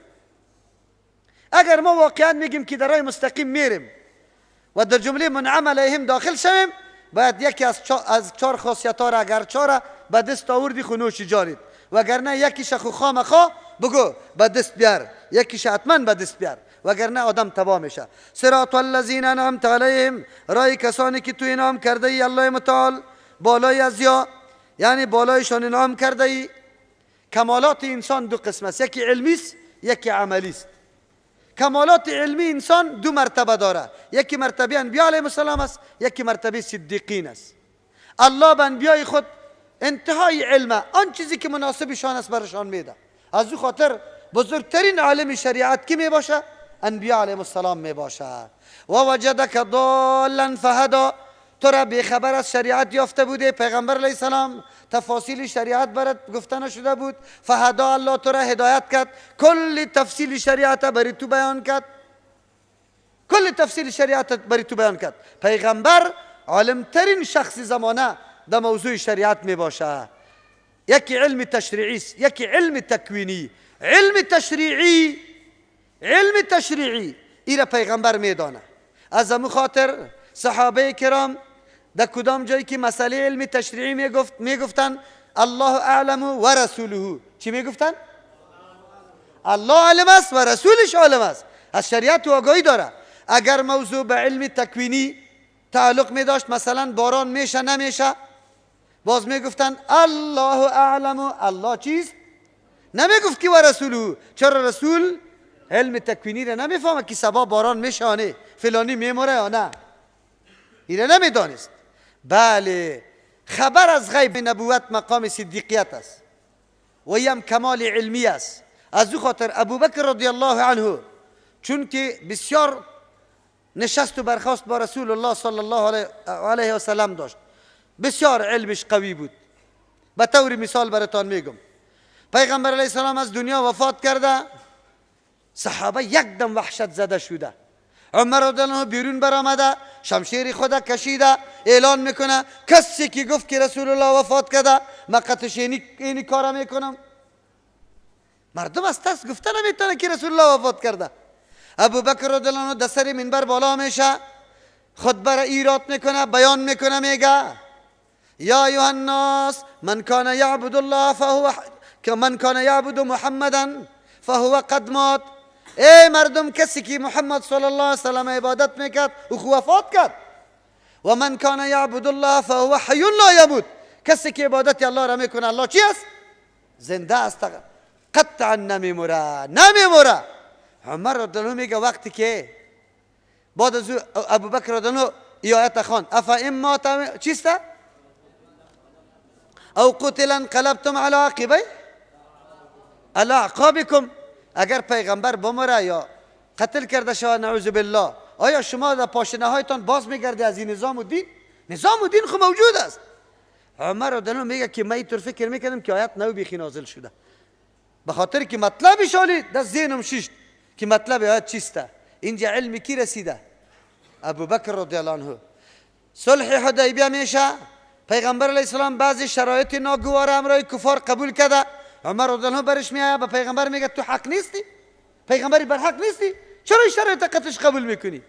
رسول الله میگه من در این خیر خدا میبینم ان شاء الله، الله مرا ذلیل نمیکنه، مرا ناکام نمیسازه.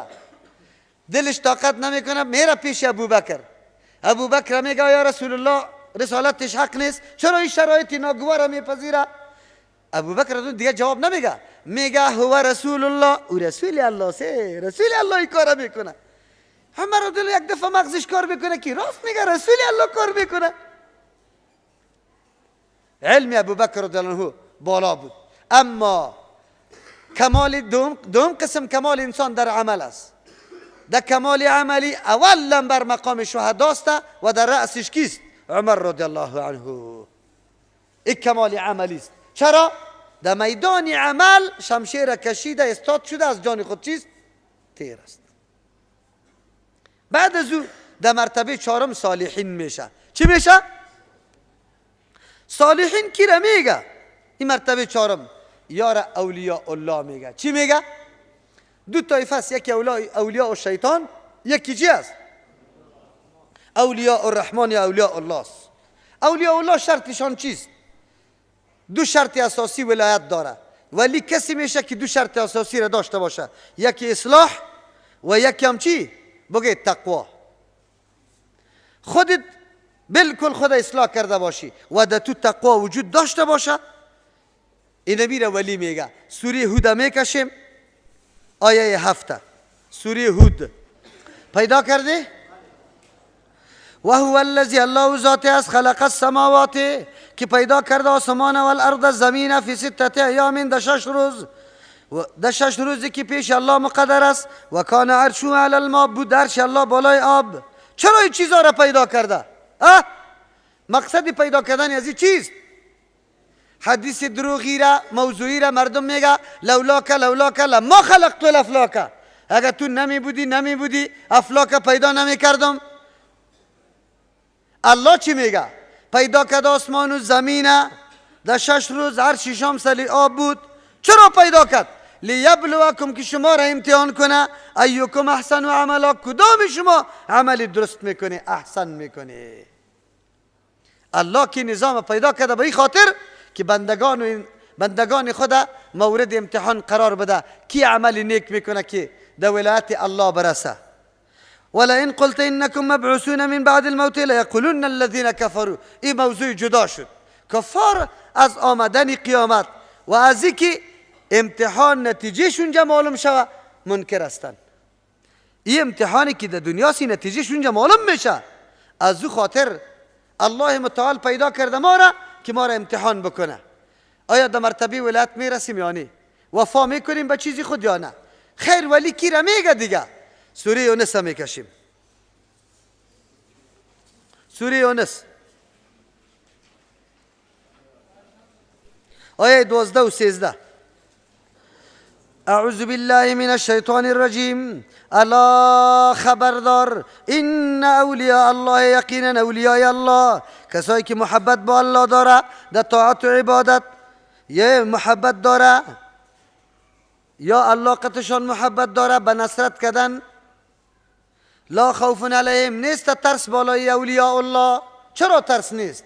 ترس کسی داره که مامورات الله را انجام نداده باشه، از منهیات پرهیز نکرده باشه، یا مکمل در موقع عمل تمام چیزها را در سر رسانده. ولا هم یحزنون، غمگین هم نیسته. غمگین کسی می باشه که یک چیزی که خیلی بسیار با ارزش و قیمتی باشه از دستش رفته باشه، حالی غمش میخوره. اولیاء الله یک وقت تو فرصت خدا اموتور هدر تیر نکرده، یک موقع برش میاثر شده از پیشش کار گرفته. اولیاء وقتی میشه ما و شما که 2 دانه شاگرد بر ما بشینه، دستی تعلیم عقیده برش بکنیم، کلمه را برش یاد بدیم، موضوع دین قطش مطرح کنیم، از دستی ما نروای فرصتا. سبحان الله گفتن یک درخت جنت است. سبحان الله گفتن. اولیاء الله کسانی هستند مامورات الله را مکمل انجام داده، از منهیات خودداری کرده، هیچ موقع و فرصت از دست نداده. اینه باز الذین اولیاء الله کدام مردم است؟ آمنو که ایمان آورده، عقیده شان درست است، ایمان به کتاب الله آورده، عقیده خدا مطابق کتاب الله ساخته، و کانو یتقون، مسلسل از تقوا کار گرفته در کل عمر. تقوایی را میگه که مامورات بجای کنی، از منهیات خدا نگاه کنی، از مامورات بجا کردن، از منهیات منع شدن. زمان میشه که تو بشناسیشه مامورات و منهیات در قرآن و حدیث ذکر شده، تو علم به قرآن و حدیث داشته باشی، او وقت تو ولی جور شده میتونی.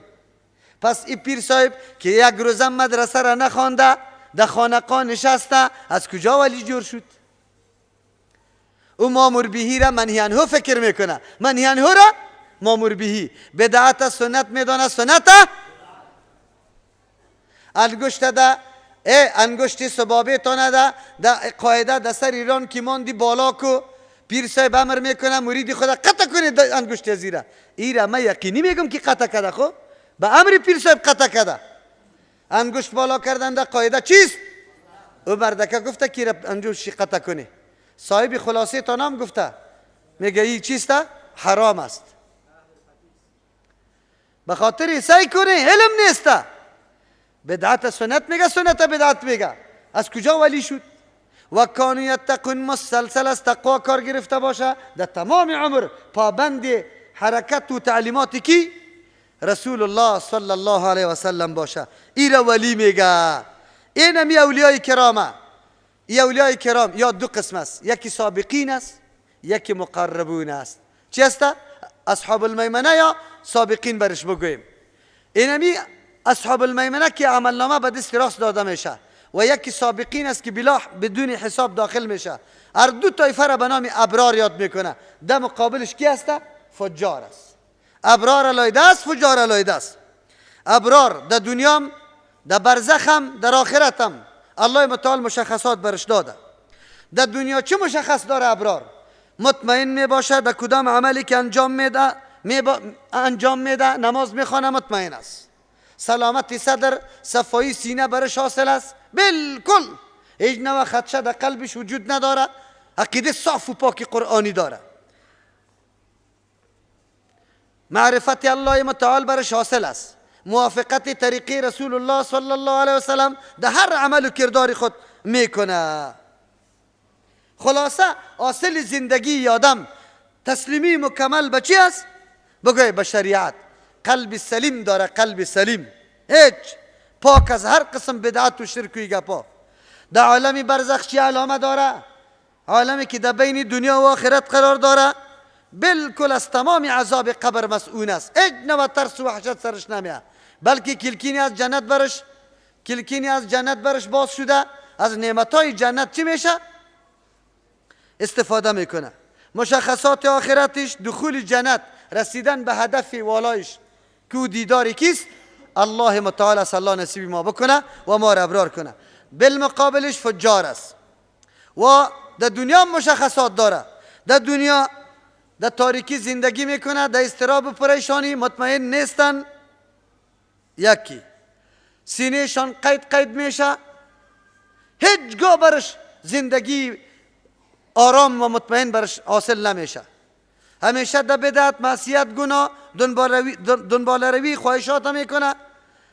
در عالم برزخ الله متعال چون که در دنیا خیلی زیاد تلاش کرده بود، دویده بود، تمام عمر محنت و زحمت دنیا جمع کردن تیر کرده بود، قصر و بلدنگ جور کرده بود، آلی که جدا میشه از پیشش علم فراقی چیز اینمی نعمتای دو روزه فانیسته که وی چرا ای از پیشم باقی ماند، ای باقی ماند. نعمت عظیم که از دست داد، این عمر الله برش داده بود برای کسب و کمایی نعمت آخرت، ای را از دست داده، ای دیگه غم در بدر شد. در عذاب سجین نامه است. سرنوشت آخرتش یا مشخصات آخرتش داخل شدن در ناری چی هسته؟ در جهنم است. امت پیغمبر صلی الله علیه و سلم سه طایفه میشه. یکی مقتصد است، یکی ظالم لنفسی است، یکی مؤمن مخلص است. یا هر سه شان ان شاء الله در جنت میره. بالمقابلش فجار است که در سجین است. اولی که ما ولایت باز چون که مدار ولایت به تقوا و به عمل شد. تقوا و عمل خو مراتب داره، یکی تقواش بیشتر است، عملش زیاد است، یکی کمتر است. از او خاطر ولایت ها مراتب متفاوت داره، یکی در مرتبه بالا قرار داره، یکی در مرتبه پایینتر قرار داره. تمام مؤمنا اولیای کیست؟ الله متعال است. البته مرتبه و درجه با هم فرق داره. هر کس ولو که در هر مرتبه باشه ولی معصوم نمی باشه. ولی معصوم است. از او خاطر فرق است در بین ولایت و پیغمبری. در پیغمبری عصمت شرط است که قطعا گناه نمی کنه. در ولایت عصمت شرط نیست. در پیغمبری هر سخن پیغمبر دلیل است و قابل اجرا است. خو هر سخن ولی نه دلیل است نه قابل اجرا است، بلکه سخنش پیش میشه به کتاب الله و سنتی که اگر موافق بود عمل سرش میشه، اگر نبود دور انداخته میشه. اگر از پیغمبر اشتباه سرزد شوه باقی میمانه یا اسلام میشه؟ اسلام میشه. لیکن از ولی اگر اشتباه صورت بگیره باقی میمانه؟ اسلام میشه؟ باقی میمانه. از او خاطر اولیاء الله کدام عزتی که الله برش میده او دلیل ازی نمیشه که خواب ازی بر ما دلیل شوه، گپی از او بر ما دلیل شوه، قطعا شده نمیتونه. امروز مرض مهلکی که دامنگیر مسلمانای ما شده امین نظریه غلط در مورد اولیاست. ولی را بگوی هر سخنش خویش کلش دلیل فکر میکنه، حالا که دلیل شده نمیتونه. خو یک ولیست تو ولیستی، اما شده میتونه یکی در درجهش بالاتر شده الله عزتش نمایان بکنه. یک آدم عزتش نمایان میکنه. یک صحابی را جسد مبارکش کفار میخواستن در شانش بیادبی کنه، الله گوزنبو را پیدا کرد، کفار نتونست که جسد از او را بگیره. این ولایت است. الله کرامت برش داده، عزت برش داده، نمایان کرده. اما این در اختیاری ولی میست است. ولی اختیاری از را نداره و نه کدام کاری دیگر داره. پس از او خاطر ما باید بدانیم کل ما اولیاء الله هستیم، مراتب ما فرق میکنه. هر قدر تقوای ما بیشتر میشه امو قدر به الله نزدیک میشیم. از او خاطر سوره فرقان میکشیم آیه 27 و 29 را پاره 19 را. مردم چه رقم اشتباه میکنه؟ ببینی آیه 27. اعوذ بالله من الشیطان الرجیم. و یوم یعض الظالم، در روزی که چک میلگانه آدمی مشرک، کسایی که شرک کرده رفته در پیش پایای مردم سجده کرده، در وقت مشکلات پیر صاحب گفته صدا کرده، او را کلان کننده اولاد خود دانسته، برکت خانه خودم مکمل به او نسبت میکنه. این شرک است. نظر به نامش کرده، 6 روز روزه را به نامش گرفته. فعلا در کابل همی طور است یا نیست؟ بله مطابق فرموده از او عمل کرده. برش گفته که تو در حد یقین رسیده، روزه از تو معاف شده، در حد یقین رسیده، بگه نمازت معاف شده، شما نفسی تا نپایمال کرده، آلی زن و مرد مختلط شوه، هیچ گپی نیسته. همینطور گپا فعلا هست در کابل یا نه؟ از طرف پیر صاحب این شرک با الله آورده، تحلیل و تحریم نسبتش به الله نکرده، به پیر صاحب کرده. فرض الله را روزه را نمیگیره، فرض پیر صاحب میگیره.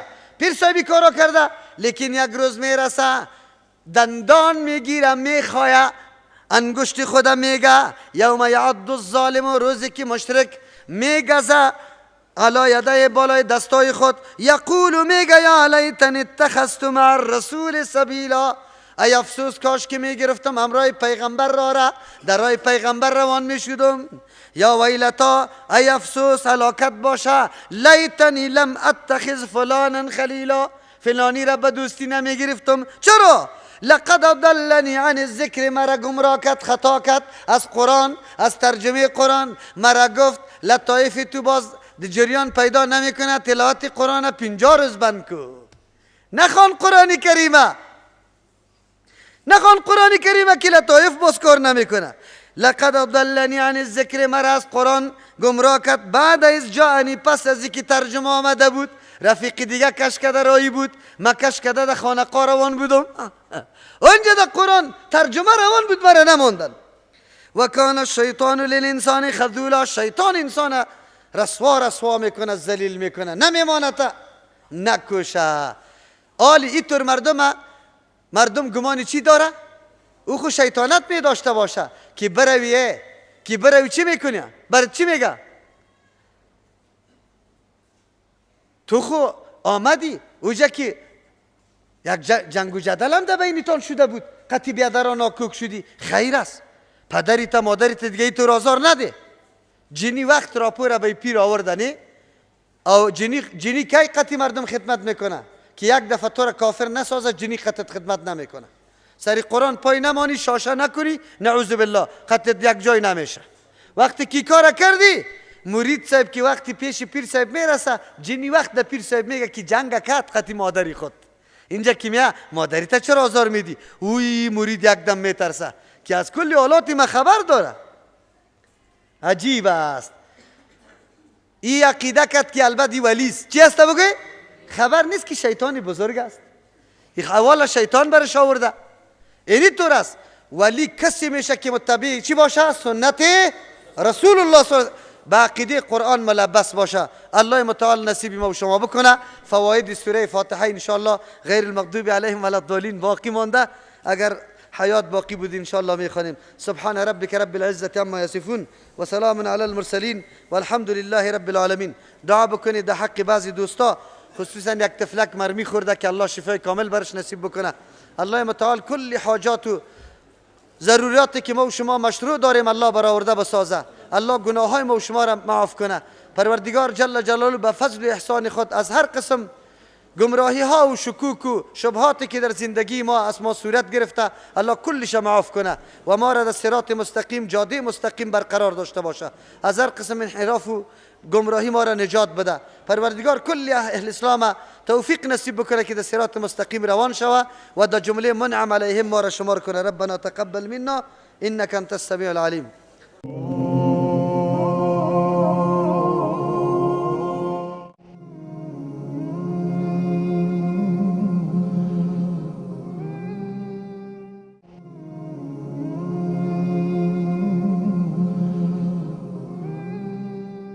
Oh